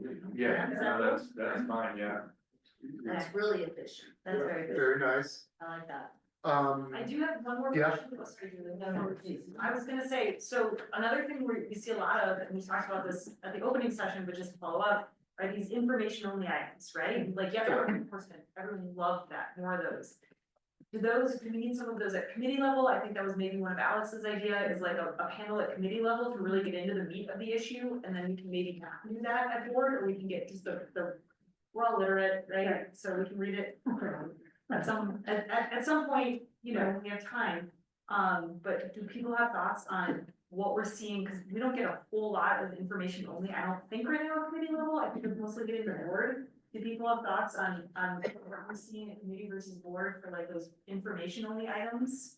I feel more comfortable in committees asking more questions and like getting to more dialogue when it's information only, like, I think about EIP, like, it's good to, like, okay, what about this, how are you thinking about that, right? So it might be good to do that item and bring forward the PowerPoint to the whole board as like, please review it, the topics that we want to do as we report. Yeah, with links, the links, Yeah. items on the agenda. Yeah, it could save us some time. But some of the committee meetings like really provide information that I think the public needs to hear too, so. Yeah. There is strong agreement on all of these suggestions. I want to press on a couple of assumptions. If these are not good questions, take us somewhere else, please. One of them is you're kind of making both protocols and a code of if it's being covered by committee and you care about it, go find out, go be proactive. And go either participate in committee or find another way to be informed. Can I just press on that assumption? As you think about that, playing that forward and that, living that out, does that work? Is there something missing? Do you know enough to know when you don't know? Was that a good question? You know what I mean? Like, let's just press on that assumption for a second. I think there's people here who may disagree, you know, and so I think that it's the type of thing where we were all talking about like a code of conduct or a code for the board. And maybe like putting this all into writing. And at the next meeting saying, this is like what we agreed to at the board retreat, and this is what we're gonna try until the next board retreat. FYI, you know, you were unrepresented, here's what it says, please abide by this, right? Like we might need to do that, to just put it in writing and say, this is our new approach. Can do. How about this committee thing, the searching in advance and I think that would be in the code. that's in the code? Yeah. But just logistically, like, do you know enough to know when you need to go to a committee? You know what I'm asking? Yeah, It's in the I agendas. do it all the time. Yeah. I go to ARPIC almost every time they meet. It's in because, every agenda we get. Okay, Yeah. great, You know, that's great. If we are adults and we read, then yes. Yeah. 2 pages instead. So let me press on another assumption that I heard in there. Staff knows who to consult with based on who you are, your jurisdiction, where you come from, and the complexity and the spiceometer of the issue. That seems really intuitive and straightforward, but I'm guessing if you're in staff shoes, you're wondering all the time what the pathway is for conversations and when to talk, I don't know. I just want to bring up that assumption that staff should know and does know who to inform. Maybe the answer is yes, they absolutely do. I'm just bringing up the assumption. I think it's gonna be, we get better at it over time, to be honest. Okay? And, we probably will err on the side of, well, this is in Brooks district, we better call her and she'll go, of course, you didn't need to call me. But I'd rather do that than, have her go, what the hell did you? You know, at our board agendas, and I don't know if this works for you, staff will reach out and say, do you need a briefing on the increase in rates at the ERL? And I go, no, I got this, right? And so it's done with a quick email, like, did I need a briefing on that item that was coming on the agenda? So I don't know if that helps staff. If you're in doubt, just ask us, like, we'll know whether. We kind of gone back and forth at the staff level sometimes of wondering if we should kind of like assign staff members to the board members of like, I'll make sure I'll reach out to you before, and that's, you always have one person to count on, but it often varies on who's presenting and what topic you're doing, so it gets complicated fast, so it's just throwing it out there, if each person had kind of a go-to person. I think that saves time for all of you, it's a great idea, because everything funnels through Julie right now. Right. So if it helps save you time. that would be- Can I follow up on that? Thank you, Kim, because like, if you just look at that of last month's meeting, we had the appeal, which we knew it was gonna be a tough one, right? Like, anything on a cellular structure is gonna be challenging. And then we had, 2 area plans, which had been very controversial, so we were doing all kinds of pre-work and conversations and briefings and public involvement. And then we had the invasive species, the golden golden mussel, not the mussel, the mussel, and the fees going on at the same time that we were working on the threshold evaluation. So like, we had all these different moving parts. And we were trying, because we knew different board members had been engaged at various levels on all of those. And we knew the appeal was gonna be a handful. So having some designated just check-in points, like breaking it down like of our executive team. And we do it in practice, but we don't have like a structure to it. So it might, if the board is open to that, like that might be helpful. Just because that way we know we've checked in. And it's okay if we don't have to have a whole bunch of extra meetings, but at least we do, we do it in practice, like more case by case, but a structure might help us be more efficient with that. And I think actually if you do that, what's helpful is if you say to us, I'm gonna provide you information, or I need your feedback on approach, right? Like, be clear about, hey, I'm here for informational purposes, or we need to hear from you on X, Y, or Z, right? Or do you have any ideas for us on X, Y, or Z? And then that way we know the urgency of response too. Yeah. And you guys might eat this idea, so shoot it down, but that's why we're here. But I'm specifically like, Belinda and Cisco, who plans to get on, right? You guys have plans to get on, you're calling us on the way to the airport voting, and that sucks for you guys.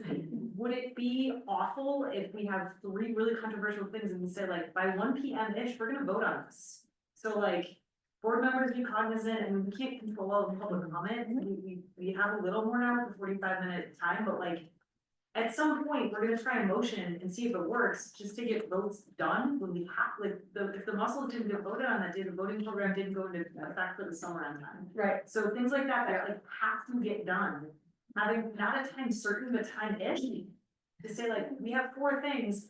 Cisco's got a plan at 6, and I mean that like very respectfully, thank you for coming up, but you have a lot of stuff going on, you have a lot of stuff going on. We have to get 4 votes before 3 p.m. Time, like, you guys hate that so much, and no. I think that's meeting management. Yeah. If we have hot issues, board members are leaving, you have to take your action items. Yeah. I think you're right on to try to set that guideline. The public appreciates comments.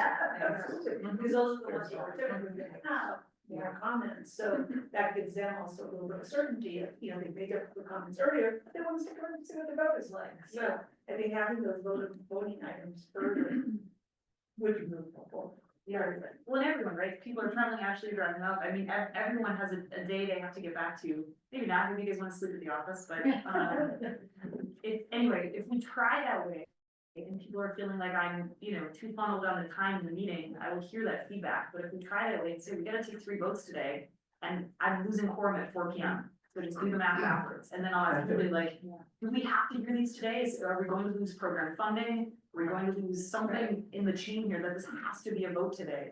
Just so we have an idea of like where our day is for quorum. I think that's good. Yeah, we'll keep on that, and then we also brief that in the agenda review also, like here are the votes we need, because sometimes you need a different vote count, and that affects the quorum. Like, oh, we need a 5-9, so we do those first in May. And then Meetings all day. we work our way down to the any 8 vote, which is easier on the quorum, so we'll just keep on in it. Can we pull this thread one more time on the efficiency? There's also scoping of environmental documents. And years ago, we tried to move a lot of that more into the advisory planning commission space to be efficient with the board's time. We've got the Barton proposal coming up. And because we already had gone through a scoping process for an environmental assessment, now, as Graham mentioned in his report yesterday, we're doing an environmental impact statement that still needs to be scoped. So we're going to advisory planning commission in a couple weeks. And Paul might want to jump in on this, but we will be mentioning the scoping in my executive director report, but not doing a full scoping hearing at the board meeting as an efficiency measure, because we already have public meetings and official scoping session. You want to elaborate on that, Paul? No, that's exactly, we just don't want to duplicate. We've done 30-day public scoping, we thought it was an environmental assessment. So I've got a ton of comments, 108 written comments, taken into the ABC, like you said, and then there'll be an open period for anybody, including board members, to submit comments, emails, whatever you want. But we just didn't feel it was necessary to have another repetitive hearing of the board that we're going to get at the ABC. That'll be a lively hearing, there'll be a bunch of people there, and we feel like, again, with the scoping period we previously had with EA, we've got a bunch of information on how to move forward. And all that will roll into the environmental impact statement process. So that's a call that, being made and makes sense and keeps your agenda a little shorter. But I just want to make sure too that we not try to ram things through, because the public will be very critical of that. Oh, all of a sudden TRPA board has just changed it. They hardly talk about anything anymore. They have to vote by 1. People are leaving the boards. We're losing quorum at 2:30. I mean, we have to also still do our job. And all of the things that we're talking about, I love trusting each other, working more together, and talking more outside of board meetings, so we can be more efficient at board meetings. But there still is an expectation by the public that a board meeting is going to have content and will be discussed. So I think we would do that anyway, but I think it's worth just saying. No, I totally agree, and I think it's a balance there, right? And I think part of maybe the statistics Ashley was bringing up was like, just so everyone knows though, we've heard this issue for 6 months, to have to put $500 in here by the time it gets here. That's a little bit of accountability for us too, saying, Right. this didn't just show up, right? So Exactly. all the things after. But I think you're absolutely right, it's a balance, and it's our obligation to meet that balance, and for ourselves that we're comfortable voting. It was just an idea, I get nervous though that if we do lose quorum and lose that vote, that all that 6 months of work went to waste on a program that we have to vote on. That was just my thought of like, here are things like we have to get done today. What's up, Right. guys? Hey, welcome, welcome. But no, it's And then I think just on that note, just to put a final point on it, we should, as board members, I know that we're volunteers. And I know we all have full-time jobs. But we meet once a month and we know when it is, and we should make ourselves available to be at meetings till at least 4 o'clock. I mean, because this losing a quorum gradually throughout the day is really disappointing to me because there are 10 other things I could be doing too. But I stay till the end of the meeting and I would like to, you know, I would like to respectfully ask my colleagues to your greatest ability.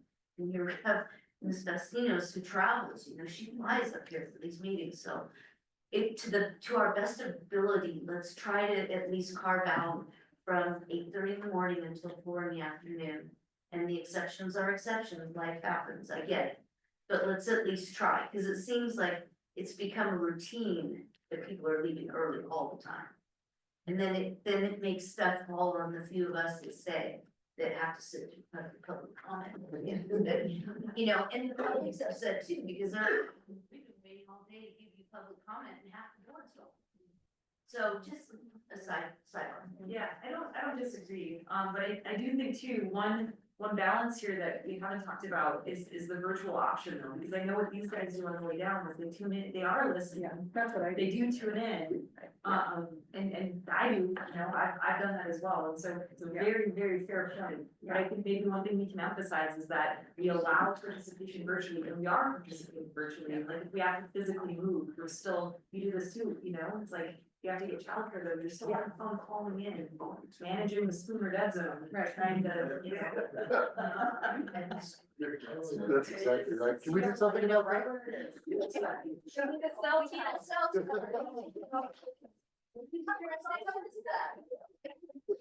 Takes care of everything. Yeah.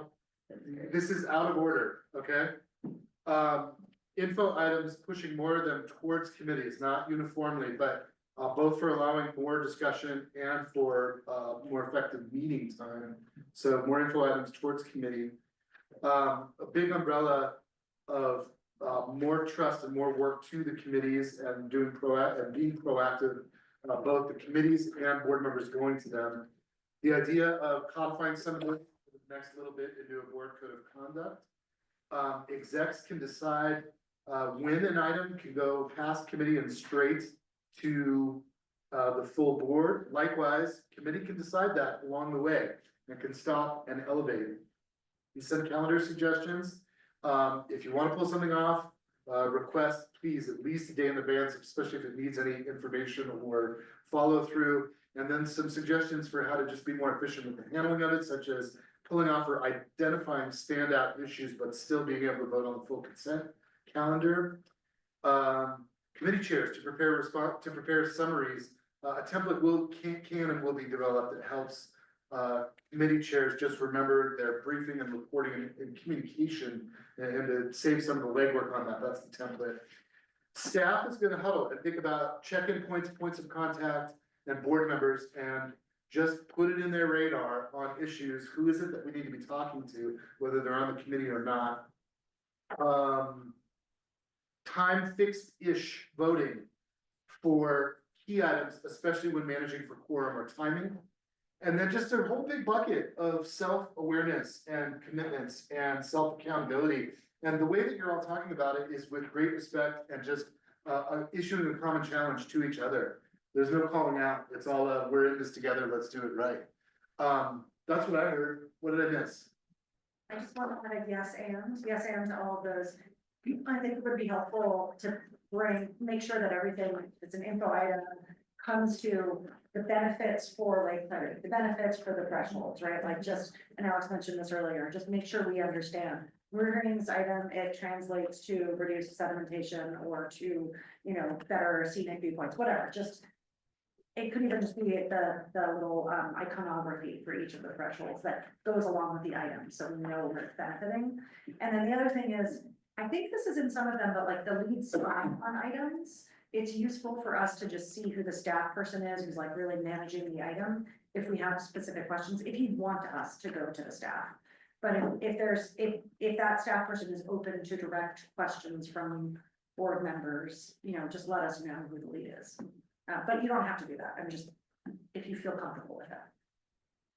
I had a yes and as well, and I agree with that. Devin mentioned this to me, and we do this at the county, again, whether it's applicable here, but we have timed items. that we try to adhere to that schedule, and that helps the chair say on this particular item, the public comment will be limited. Now, with our change in public comment, I don't know if you can judge, when we have 200 people, that we're gonna limit it. Because we're trying to vote on this by this time before we lose quorum. That, I don't know if that would help you to have kind of those big items be more focused in on a time certain that we announce to the public. I don't know. Yes, definitely. When we can do it.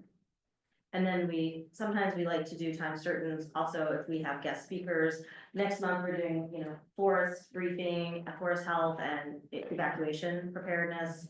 And we have some officials, some public safety officials that need to, have a time certain. So we're gonna try to give that a time certain. So yes, we can, and I think we can always do more of that. If it helps you, Yep. I just wanna say two things. One is, I know we're gonna bring this back. Some of it may end up in our rules of procedure. Well, that's up to Grant, I think, but you haven't looked at those. You maybe wanna look at those, because that talks a lot about some of this stuff. But the cherry on top of the cake, if you wanna put it that way, is our group in the first session talked about all of the public input stuff that the chair or the chair of the committee has to read. And so I talked with Catherine. She said, we could record that. So I know that all of you committee chairs, there's an immediate. There's an immediate right there.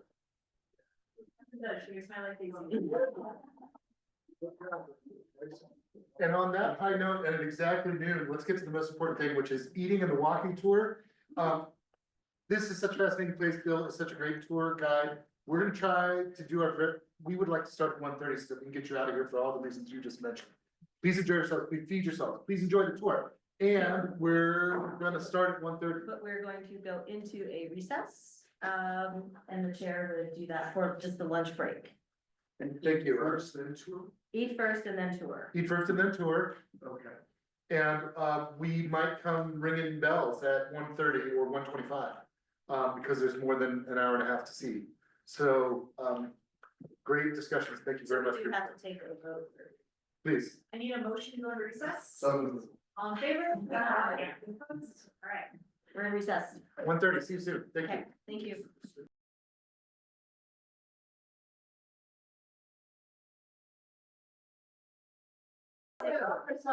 So I need a motion to reconvene. Somebody all in favor? Aye. Any opposed? Nay. You, my friend, are not in the majority. 1:37. 1:37. Okay. 7. For those who didn't know, we had a pool.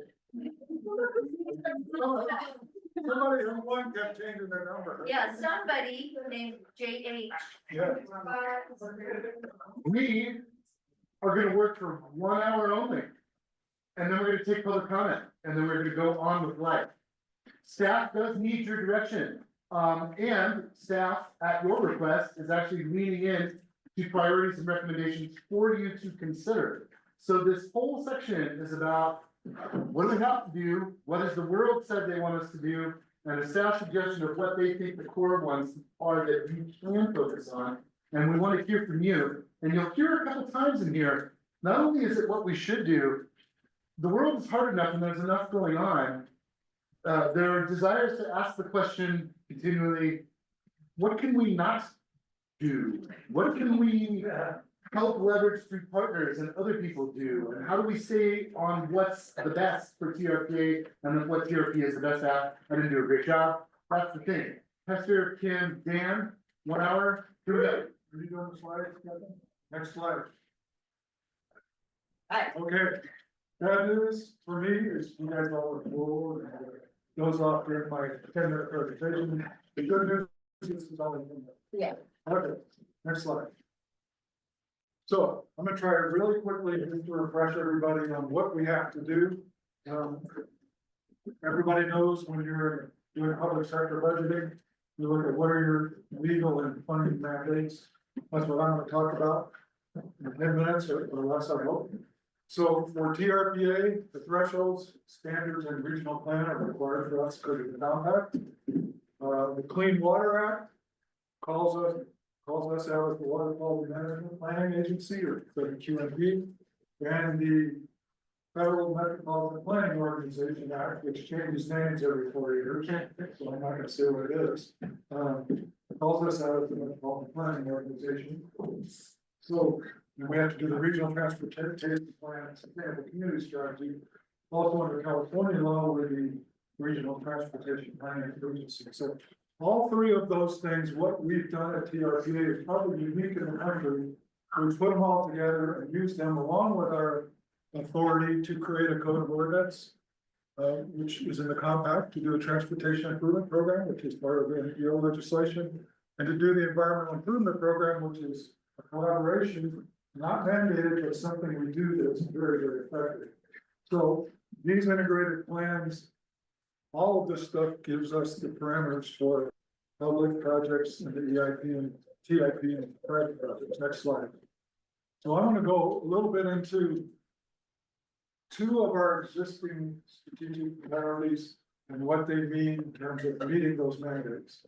Stop me if you have questions, but I get more time if they ask questions. Okay. So, Tahoe living, what we're using it for, it's funded for, we spent some of the money, it's funded for about 1.8 million. We're using it to update some of the key components of the regional plan.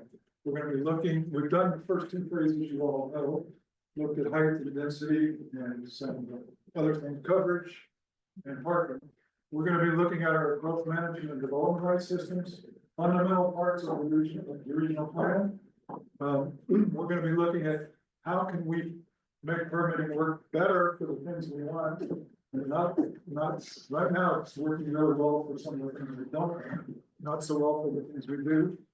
And part of our grant is to look at better ways to engage with the community, which we're doing, and do some environmental analysis. I know you all are getting tired of hearing, we don't do an environmental analysis, we're gonna be doing it.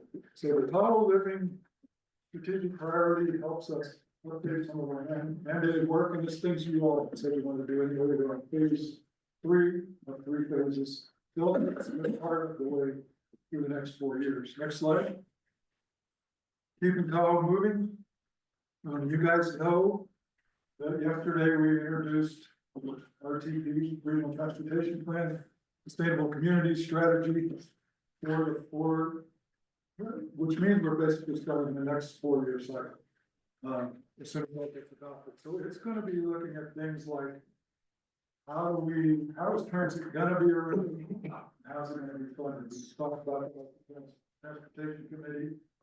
Everybody knows that there's JPA that's been formed, and there's TTD still needs to do some connections. Both sides, as well as down in Carson, Douglas and Reno. And then we've got the TARP system that goes from Truckee. So how all those get funded and work together. More importantly, what we see the RTP doing over the next 4 years is better integrating multiple modes. And then we've got a few innovative ideas. You can guess where this one came from. Somebody is talking to Elon Musk, old boring tunnel company. You know, it's a company called Board. So we actually, Vince and I, either Michelle or Al or Ryan are gonna talk with them Monday, right? Just to see what they can do something for us. Michelle, Julie have talked to the Tahoe Flyer guy. So we got maybe a privately funded water and transit. So we're also gonna be looking at some innovative things, technology plan. I think Michelle talked about that yesterday, so I'm spending more time on that. Next slide. How does this all come together? Oops, wrong slide. Is there a slide with this map on it?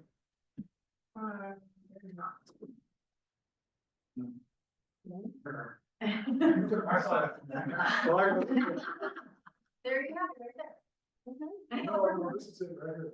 Yeah. Oh, look, who won the pool? Anyway, this is how it all kind of comes together. Development patterns we talked about, we think that we've got to apply urban rural, let's make that stronger. Let's make the things that we want to happen in the urban areas happen. Things that we want to be more rural, keep them more rural. That pattern does urban and rural areas, centers and corridors that connect them. Some of the key points on the corridors are recreation, some of them are town centers. A couple of the local governments have proposed maybe we have another center called the village center. We might be looking at that. Our growth management already talked about looking at development rights and other Tahoe living topics. Land uses, land use planning is morphing. We've already talked about mixed use and started to put that in our code. Form-based codes are starting to appear, and that's one of the things we're hearing in housing is if you let us use form-based codes, we can probably do a lot more to get this in middle housing. Also, we've been talking about facility standards linked to land use, like stormwater systems in urban areas. Transportation, integrated multimodal system, just talked about that. Public services and facilities, talked about standards, but also implementation of those public services and facilities, and then the process. We want to incentivize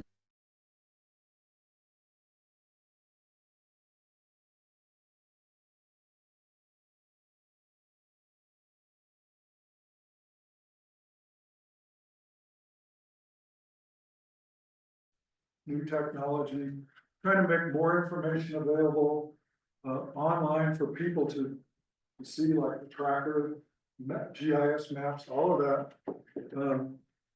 Building on the process improvement plan that you all adopted for permitting and compliance. We're going to be bringing you back some of the cost information. You asked us to look at it for 3 years. James, that was your request, so we're gathering that data. We also are putting more information online. We're trying to get to where we can put our project impact tool online at some point. And where that's really kind of going is, we've actually got money for a prototype. I spent the money less than $10,000, prototype how we could use AI. So what I wanted to show you was, this is actually taking our data, our application, and using AI to fill it out. And so we're testing that kind of stuff to see where we really hope it goes is using these tools. People can, and the information, people can craft their projects and proposals before they come to us. And they'll know what we're working, what we want, and we can process it faster, and we can get the stuff we want. That last slide. Okay, so 7 years ago, when Kim used to work for me, one day, she didn't remember this, but we were in the boat, and you notice that she hadn't changed. Actually.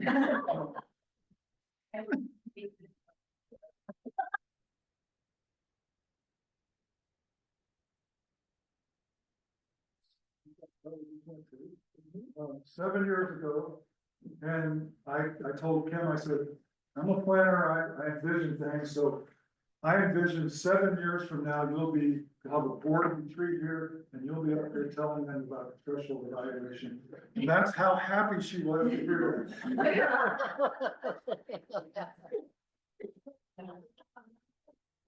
think so.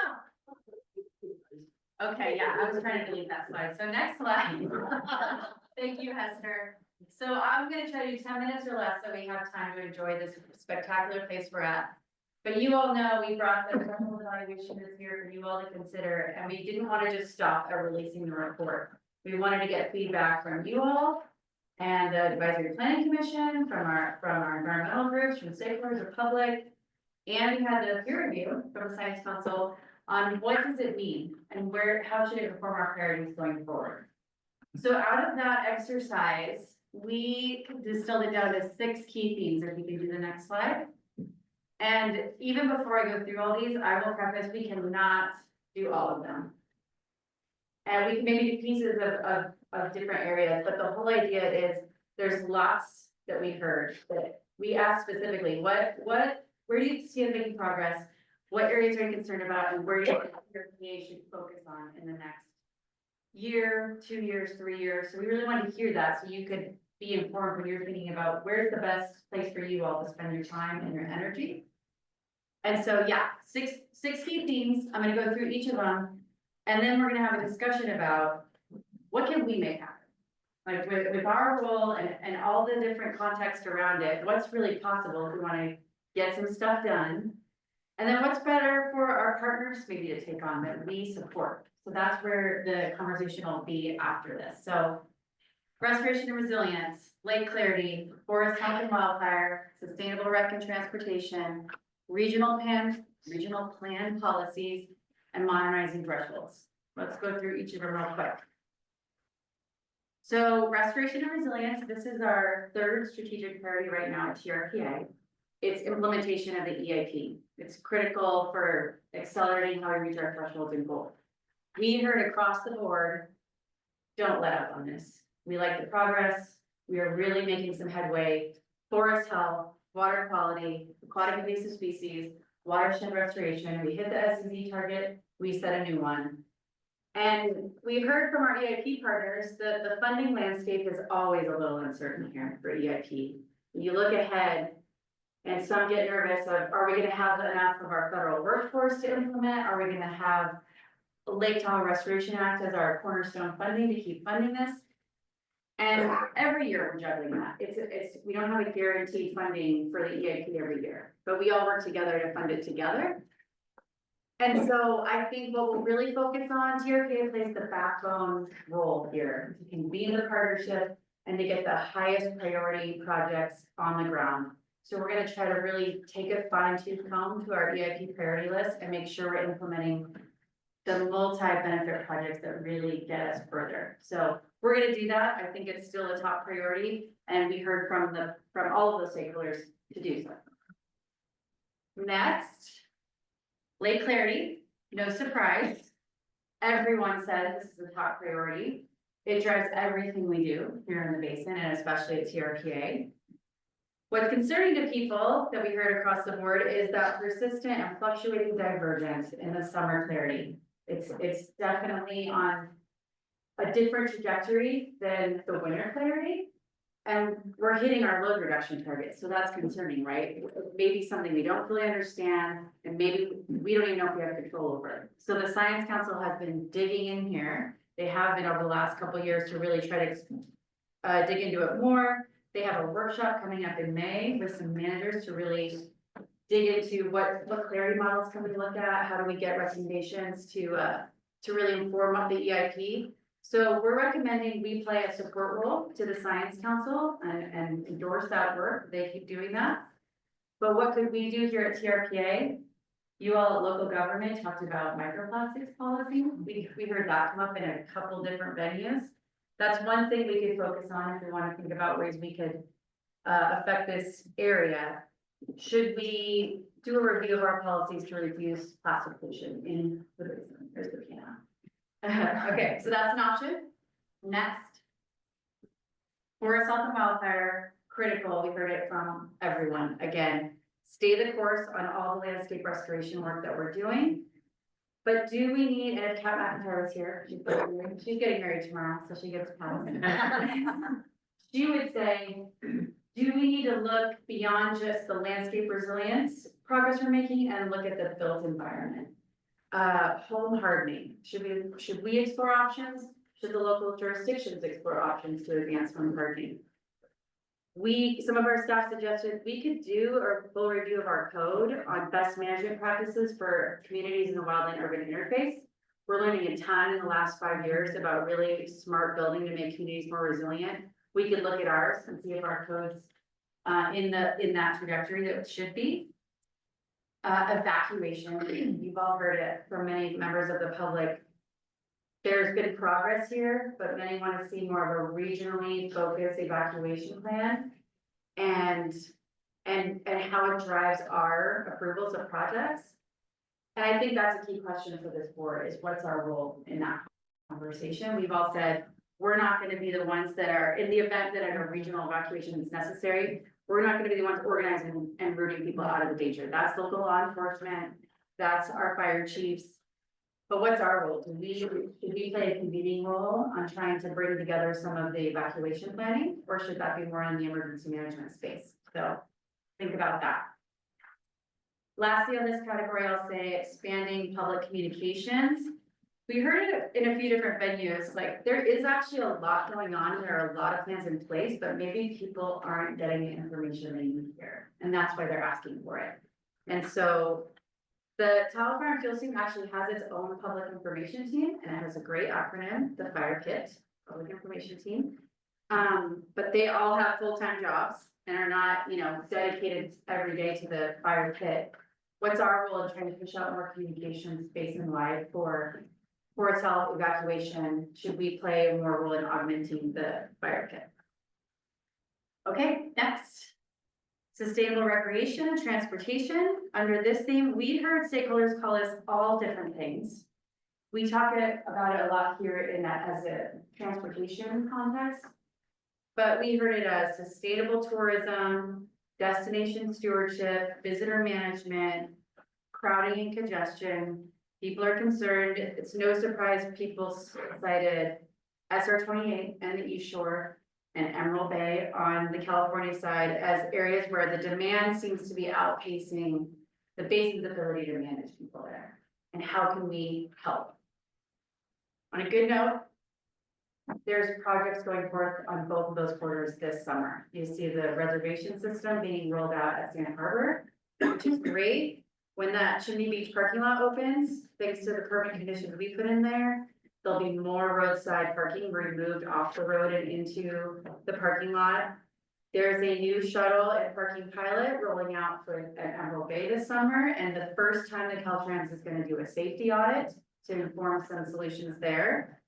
And we just released our regional transportation plan that really looks out to the future, the priority projects and funding needs. So the question is, how do we, as TRPA, accelerate progress here, or where can our partners, and how do we play a support role here? Transit funding is the big question always, and I think you've seen, if you've been following all the transportation conversations, a real focus on getting our transit funded in our town centers and our basic services for our locals that are trying to get to work, or people that are coming in and out of the basin. Just getting our town centers set with transit is a priority, but that means the corridors still don't have what they need. And so that's a complex problem we've been dealing with for a long time.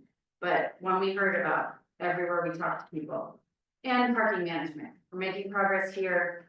But some would like to see, does TRPA play more of a regional connector role on a parking management policy? That's something we could focus on. Next one. Regional plan policies, environmental analysis. Under this theme, I flagged a bunch of different policy recommendations that people talked about. So it's kind of a catch-all. Environmental redevelopment, investing in and revitalizing our town centers, a core focus of our regional plan. Some say back from 2012, they aren't seeing as much progress as we thought we might have seen with the incentives we put in the regional plan. It's still kind of slow, and we need that redevelopment for environmental benefit and community benefit. You also hear people that think it's too much. So you got to have the balance there. And some members of the public and others noted, you go through these big permitting processes and you think you've got it right on the redevelopment. And then it stalls, the financing falls through, it gets sold, and we have to start. We can't control the market, but can we look at our incentives and our policies and how they interact with the market? Are they right? So that's one thing we could focus on redevelopment. In that thread related to development, BMT, everyone's favorite. We heard from everyone, we could improve how we measure and assess BMT and how we analyze the impacts of projects, how all of us want to make sure that transportation impact analysis is encouraging the types of projects we want and isn't a barrier to beneficial redevelopment. And some have suggested that we consider regional BMT credit programs for transportation investments above and beyond, or for BMT reducing land use projects, such as workforce. Lastly, I'll say environmental groups like the League or Sierra Club urge us to revisit how we evaluate and communicate the findings of our environmental impacts of projects and plans. and how we achieve thresholds as we bring these projects forward. You heard that from Jesse this morning. We do that, but is it clear on how each project is either advancing regional plan goals or thresholds, and do we just need to be more explicit when we're making those decisions, even on code changes, area plans, things like that? Some have suggested revisiting the regional plan EIS to better reflect current conditions, including a cumulative impact analysis. We also have had suggestions, I think you saw some of this in the public comment you received yesterday or earlier this week from the board meeting, a carrying capacity study.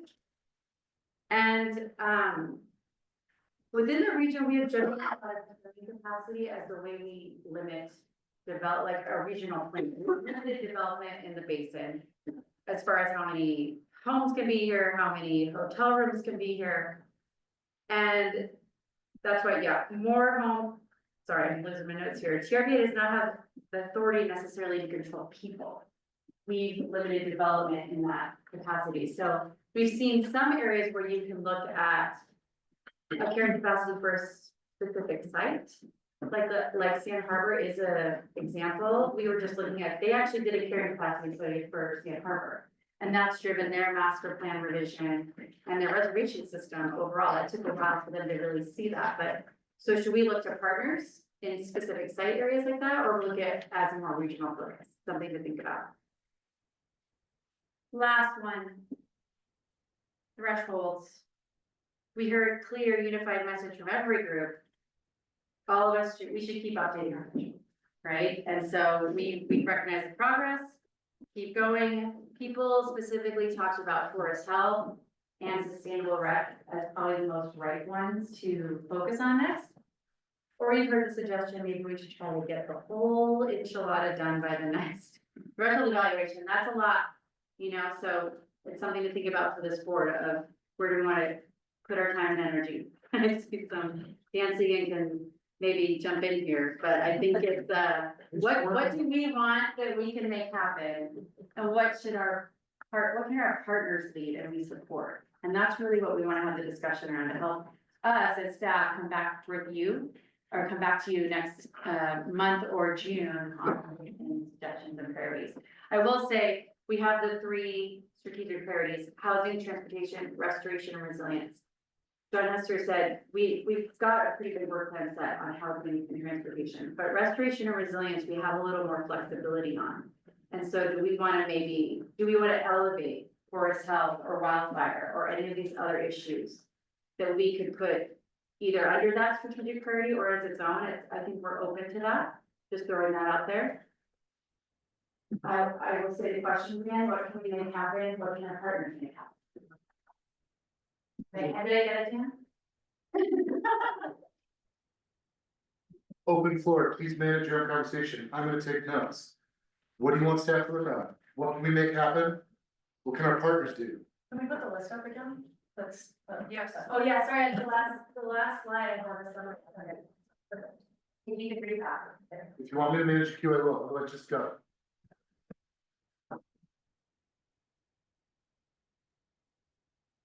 I'll go. I will start with, this is a lot to digest in 30 minutes. And I'm just wondering, well, we should start, but is this a place to use some ad hoc or committees to kind of flesh out more ideas on how, for instance, home hardening? I think we're gonna see that from the state of California. We're gonna have mandates. We're gonna have to implement it as local jurisdictions. So I'd say partners. Certainly you could reflect it in some of the issues for the, It's on the June agenda for local government. yeah. So, anyway, so that's one that I think partners and their local building codes, that, I think. But there's a lot to digest here, so. Yeah. Is this all like equally weighted, the amounts of feedback you've heard, or are there things that you have others, right? Like I think about like under regional plan policies, the EIS evaluation and communication. I feel like we hear that a lot in public comments, but it's often coming from 1 or 2 voices. So did it come from more? Like what, I guess, can you contextualize? Yeah, they're not all even, but I tried to categorize them in places where we heard it in more than one venue. Okay. But some were every venue, some were one or two, but it wasn't. It's not uniform, but it kind of captured themes. But you're right, some have more than. Yeah, because I think that's how I would think about it is, what are we hearing the most in as many venues as possible? Let's sort of put those at the top of the list, and maybe that comes out as an ad hoc discussion or a policy panel or something. And then we kind of, we lump them that way. And I'd like us to look at it also from that angle. What can we do quickly? Like, what can we find? We can't get through everything, 100%, but what are some quick hits, quick wins that we can get on some things? And start that process, give us more time to do that, in-depth research. And I like Lake Clarity at the top, I feel like that's our Yeah. North Star, and so, right, like pointing everything towards that North Star and rapid speed, what we can accomplish, I feel like is important. If there's an ad hoc group that does this prioritization, you've just named two possible criteria. Can do quickly and Lake Clarity as the North Star. Are there other criteria that this group should use to filter? Well, also like heard often, right, so that like Weighted. a weighted priority list, like ask for in many venues. Others?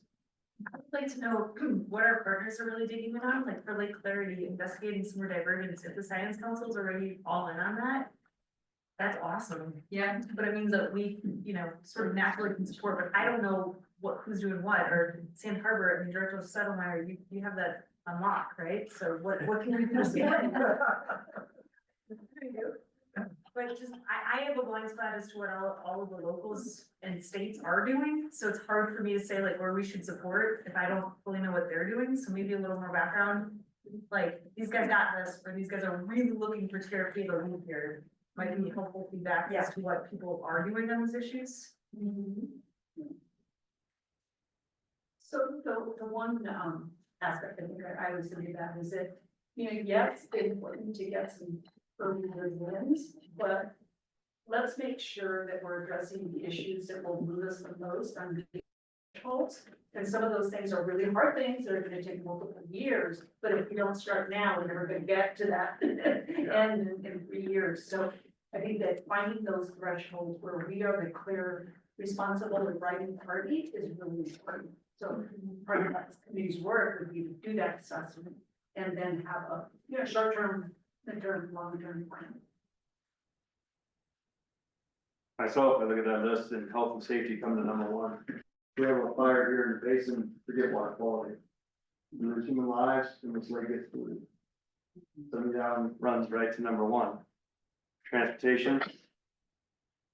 I'm sorry, I left 8928 and I'm very concerned that someone's gonna get, those scare me. So I know everybody wants to talk about priorities, but to me, it's kind of easy. Then I go to like 30.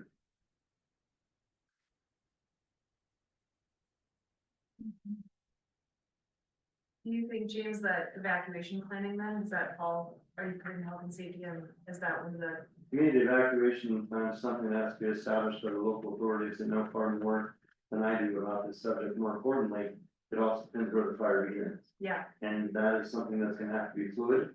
And we have to trust our law enforcement and our fire officials to do what's best in those type of situations. But we also must make sure that we have as much as possible unobstructed exits. Is there a catalyst or a forum for those discussions? Kim asked the question, is TRPA a possible convener of evacuation discussions? I don't think she was advocating, I'm asking.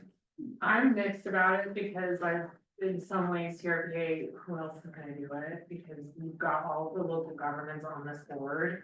But then part of me is like, that does feel a little outside the realm, but people are asking for it. And it's like, if they hear nothing in the same way that they think they hear nothing with a carrying capacity, even though I don't really think that that's the job either. Then it can, I don't know, create suspicion about these things. So we are doing an evaluation study for Washington County. We are happy to collaborate with whomever, to make that happen. It's happening this year. We got the funding. So, But if it's better to have TRPA pull the counties together, our EMS person meets quarterly with the adjoining counties and Caltrans and NDOT, so I don't know what else. Anyway, that's where I'm next. But I don't want another committee, to be honest, you know what I mean? Well, I think convening, and we talked about the panel or whatever, convening, having that discussion to inform everybody for the public. Is that open houses? Is that workshops? I don't know, but it's being done. They're all coordinated, they all have mutual aid, they all, Yeah. when there was a fire in Washoe County, Yeah. Cal Fire and everybody, we saw the bombers coming over the lake, right? And from McClellan Yeah. and dropping water and supporting each other, so. You know, we know they do it, but do we have a role in explaining to the public Right. as the regional agency? Just a question, do we have any data on how many people listen in on these type of meetings? In general? We can pull that from the Zooms. An average overall, so in other words, how great of an educational tool are we? Yeah, Right. We only have 50 people after an hour, you can taper off. I yes, looked at my old days in, state legislature, you do a telephone town hall and you have a very distinct curve. for the sake of time, take it somewhere else if you don't want to. The reason I'm doing this is because we started the conversation with, boy, there's a lot here, we actually need an intentional process for prioritization. We started talking about a couple of things, both criteria in terms of urgency, influence, impact, timing, stuff like that. Then we also started talking about priorities, health and safety, transportation, evacuation, others, science. So is there a procedural recommendation for how you do this planning and narrowing next? You've just said we need more discussion on this. We don't have to figure it all out. Are there a couple of identifiable next steps that can help to either instruct staff or you with staff can say, which of these can we do in the amount of time? In the next 2 years, I believe is the time frame that you're kind of looking at. Well, I'll jump in, we've heard the policy panel, suggestion, from Ashley and others for ad hoc. I mean, we could agendize this at a committee meeting next month.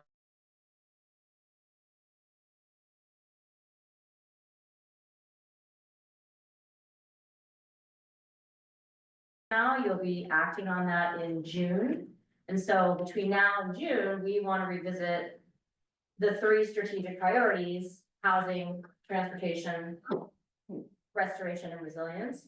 Most of this falls within the 3, but we do want to kind of ground truth that is correct. And I think Kim was alluding to the fact, like, we have restoration and resilience, but should we specifically call out, like, clarity, fire and water, basically, as like the big themes under that priority to focus attention in those areas?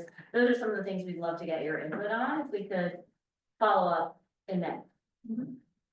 I mean, I'll just say, like, under regional plan policies, for example.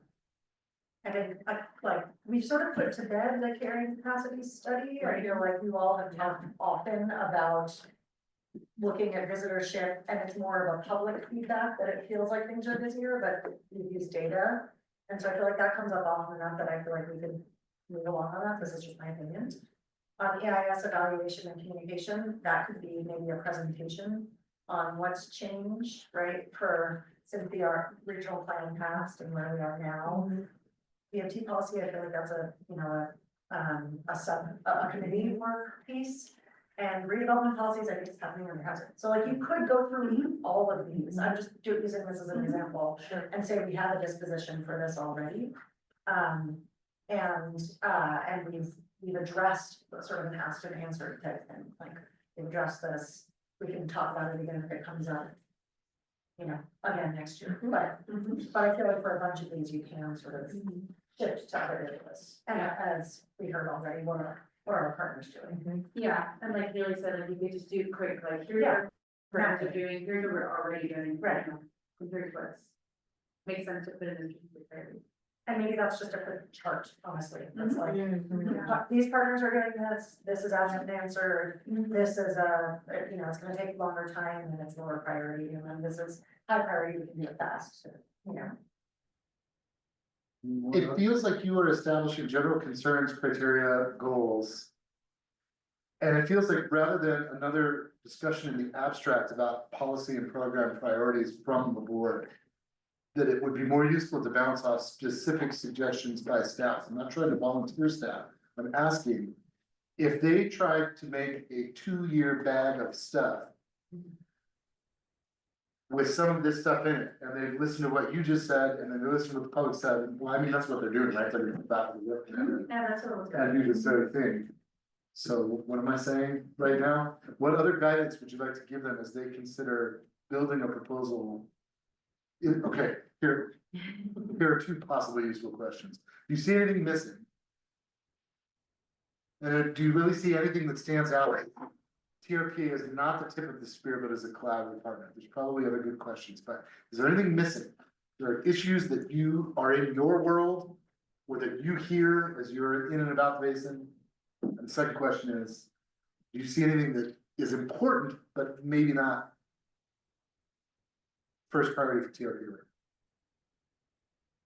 And if I can just add to that, as you think on that question, like, just think of John Hester's initial intro, like, this captures big issues, not in addition to our day-to-day mandates that we, have permitting and enforcement and compliance and all the other day-to-day work, but these are sort of these big issues that we're working on in different ways.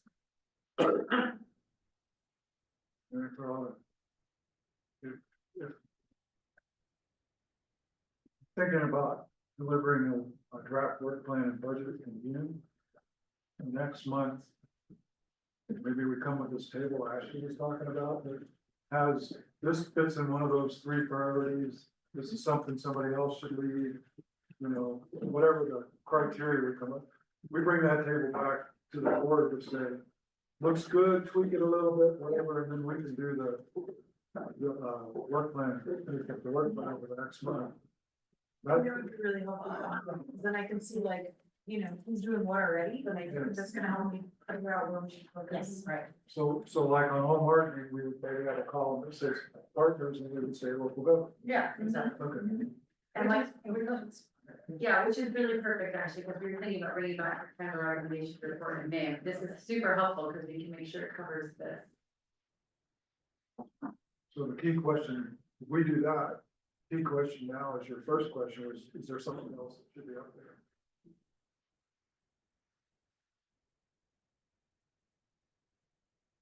Well, you mentioned the VMT related to housing, affordable housing, workforce housing.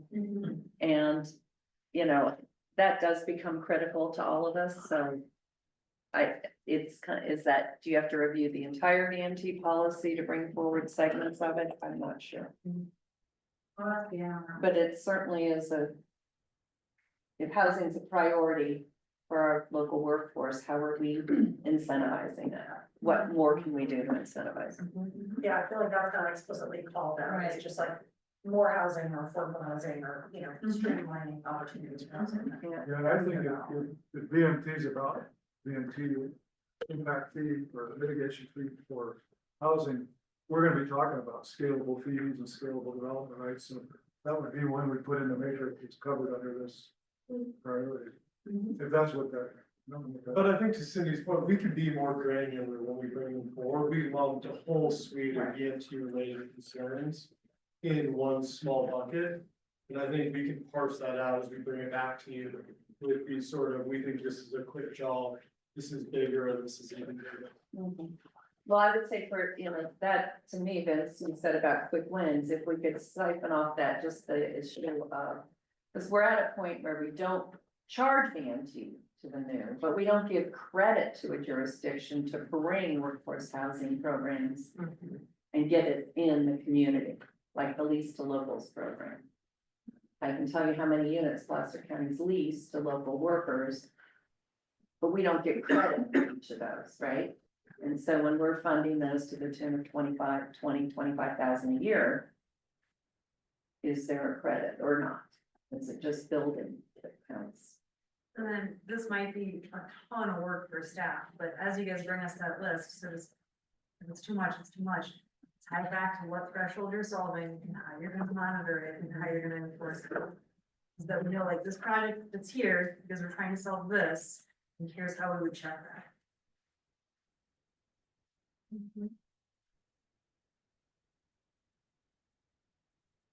Yeah, I definitely like tying back to the thresholds, and then I was just looking at the forest health and wildfire preparedness, and I know this isn't like all encompassing, but. Having something more specifically about forest health, because like, it's like we're doing like wildfire, home hardening, evacuation. But it's more about like proactive forest management. Yeah, that, I didn't put index, we will continue to do that through the EIP for sure. Cool. And that's mostly our partners implementing those projects, right? But so I heard that from everyone, make sure forest management is still front and center. Yeah, I mean, that keeps coming up in kind of miscellaneous public comments Yeah. that aren't agendized, but. I think that's good to, yeah, dig into a little bit more. For sure. I have one just on the regional plan. Area, kind of going to John's thing, if, you know, that picture. Is amazing if we could achieve it of sucking everything up into some walkable dense nodes. And leaving the rest much less developed. And having this necklace around the lake of places we could serve by transit. The one thing, we've been talking a lot about housing, but in some ways it feels like we could even get a lot of movement, looking at, tourist accommodations. We have a ton of outdated hotels, probably desire to build new ones. To suck those up into our town centers as well. And maybe restore old properties or provide a what access. I feel like maybe it's not our highest priority, but I hate, you know, the idea of having crappy old hotels just redone when we could cause them to move somewhere better and get that land back or something. So I'd like to add that at some point in the future to our.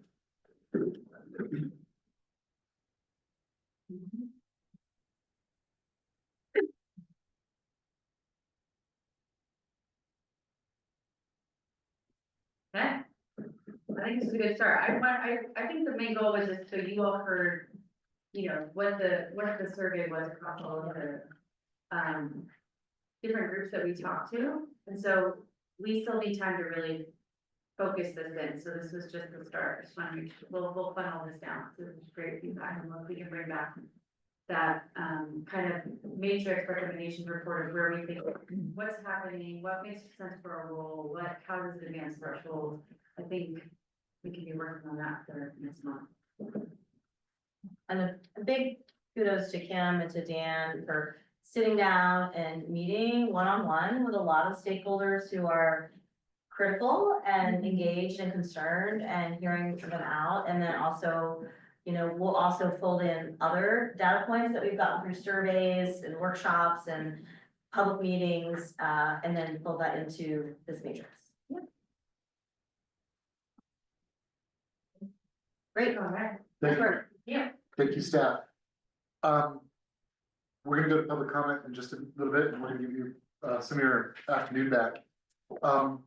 Please, let me open the floor. I'm gonna go to Julie first, and then the chairs, and then just open the floor. And anything you want to say, what a nice day with you all working on these challenges you take on all the time. Thank you for a nice day and for your work. Julie, anything? Well, thank you, Keelan, and I just feel like this was a really productive day for us. And I just appreciate the space and time with all of you to just, you know, relate very respectfully, you know, different points of view and different points of input. So I think it was invaluable. I mean, the setting couldn't be better. So thank you for making the time, and just thanks for being open, you know, to how we can do better. Like, there's so many challenges. I feel like we're making such great strides, but we have so much work to do, and we can do it better constantly. So thanks to Haley and to this for being our leadership, and we need you to say any other thoughts. That's it. Thank you, Kaylin. Thank you for leading us through this. Thank you to the board for taking some trust steps and sharing today. I know Vince and I are always available too. So this isn't it. Reach out. And thank you as always to staff. You guys are just incredible. This is so much work to pull together, even that work plan. I mean, we trust you, we hear you. Thanks for, you guys really are in so many ways the leaders on so much of this, so. Nope, amen. Anyone? Anyone? I'll hand management of the meeting back to the chair. All right, we're into our final public comment period. Any member of the public wishing to address the governing board may do so at this time. Public comment will be limited to 3 minutes per speaker. And I don't think we have anyone left in the room. And is there anyone online wishing to address the board? Yes, Madam Chair, there's one hand raised online. Okay. Amelia Richmond. Go ahead and make your comment. Yes, hi, thank you, Governing Board, for addressing all these super important issues. I just wanted to thank you guys for adding and addressing affordable housing development as well as infill redevelopment. I know that just came up. I think in addition to the impacts that the lack of affordable housing and ability to redevelop some of these old structures is having on our community and our schools and our workforce, there is definitely also a high environmental cost and a cost to Lake Clarity of having half of our workforce commuting from outside the basin. So I just really appreciate the shift to kind of the holistic consideration of the environmental impacts that a lack of development and redevelopment are having on the basin, and just moving forward with that higher level approach. I'm grateful for your work today, and thank you for addressing these topics. Any other things you're preferring? No, thank you. All right, well, at that point, I believe I'm looking for a motion to adjourn. All in favor? Aye. Any opposed? You're adjourned. Thank you guys.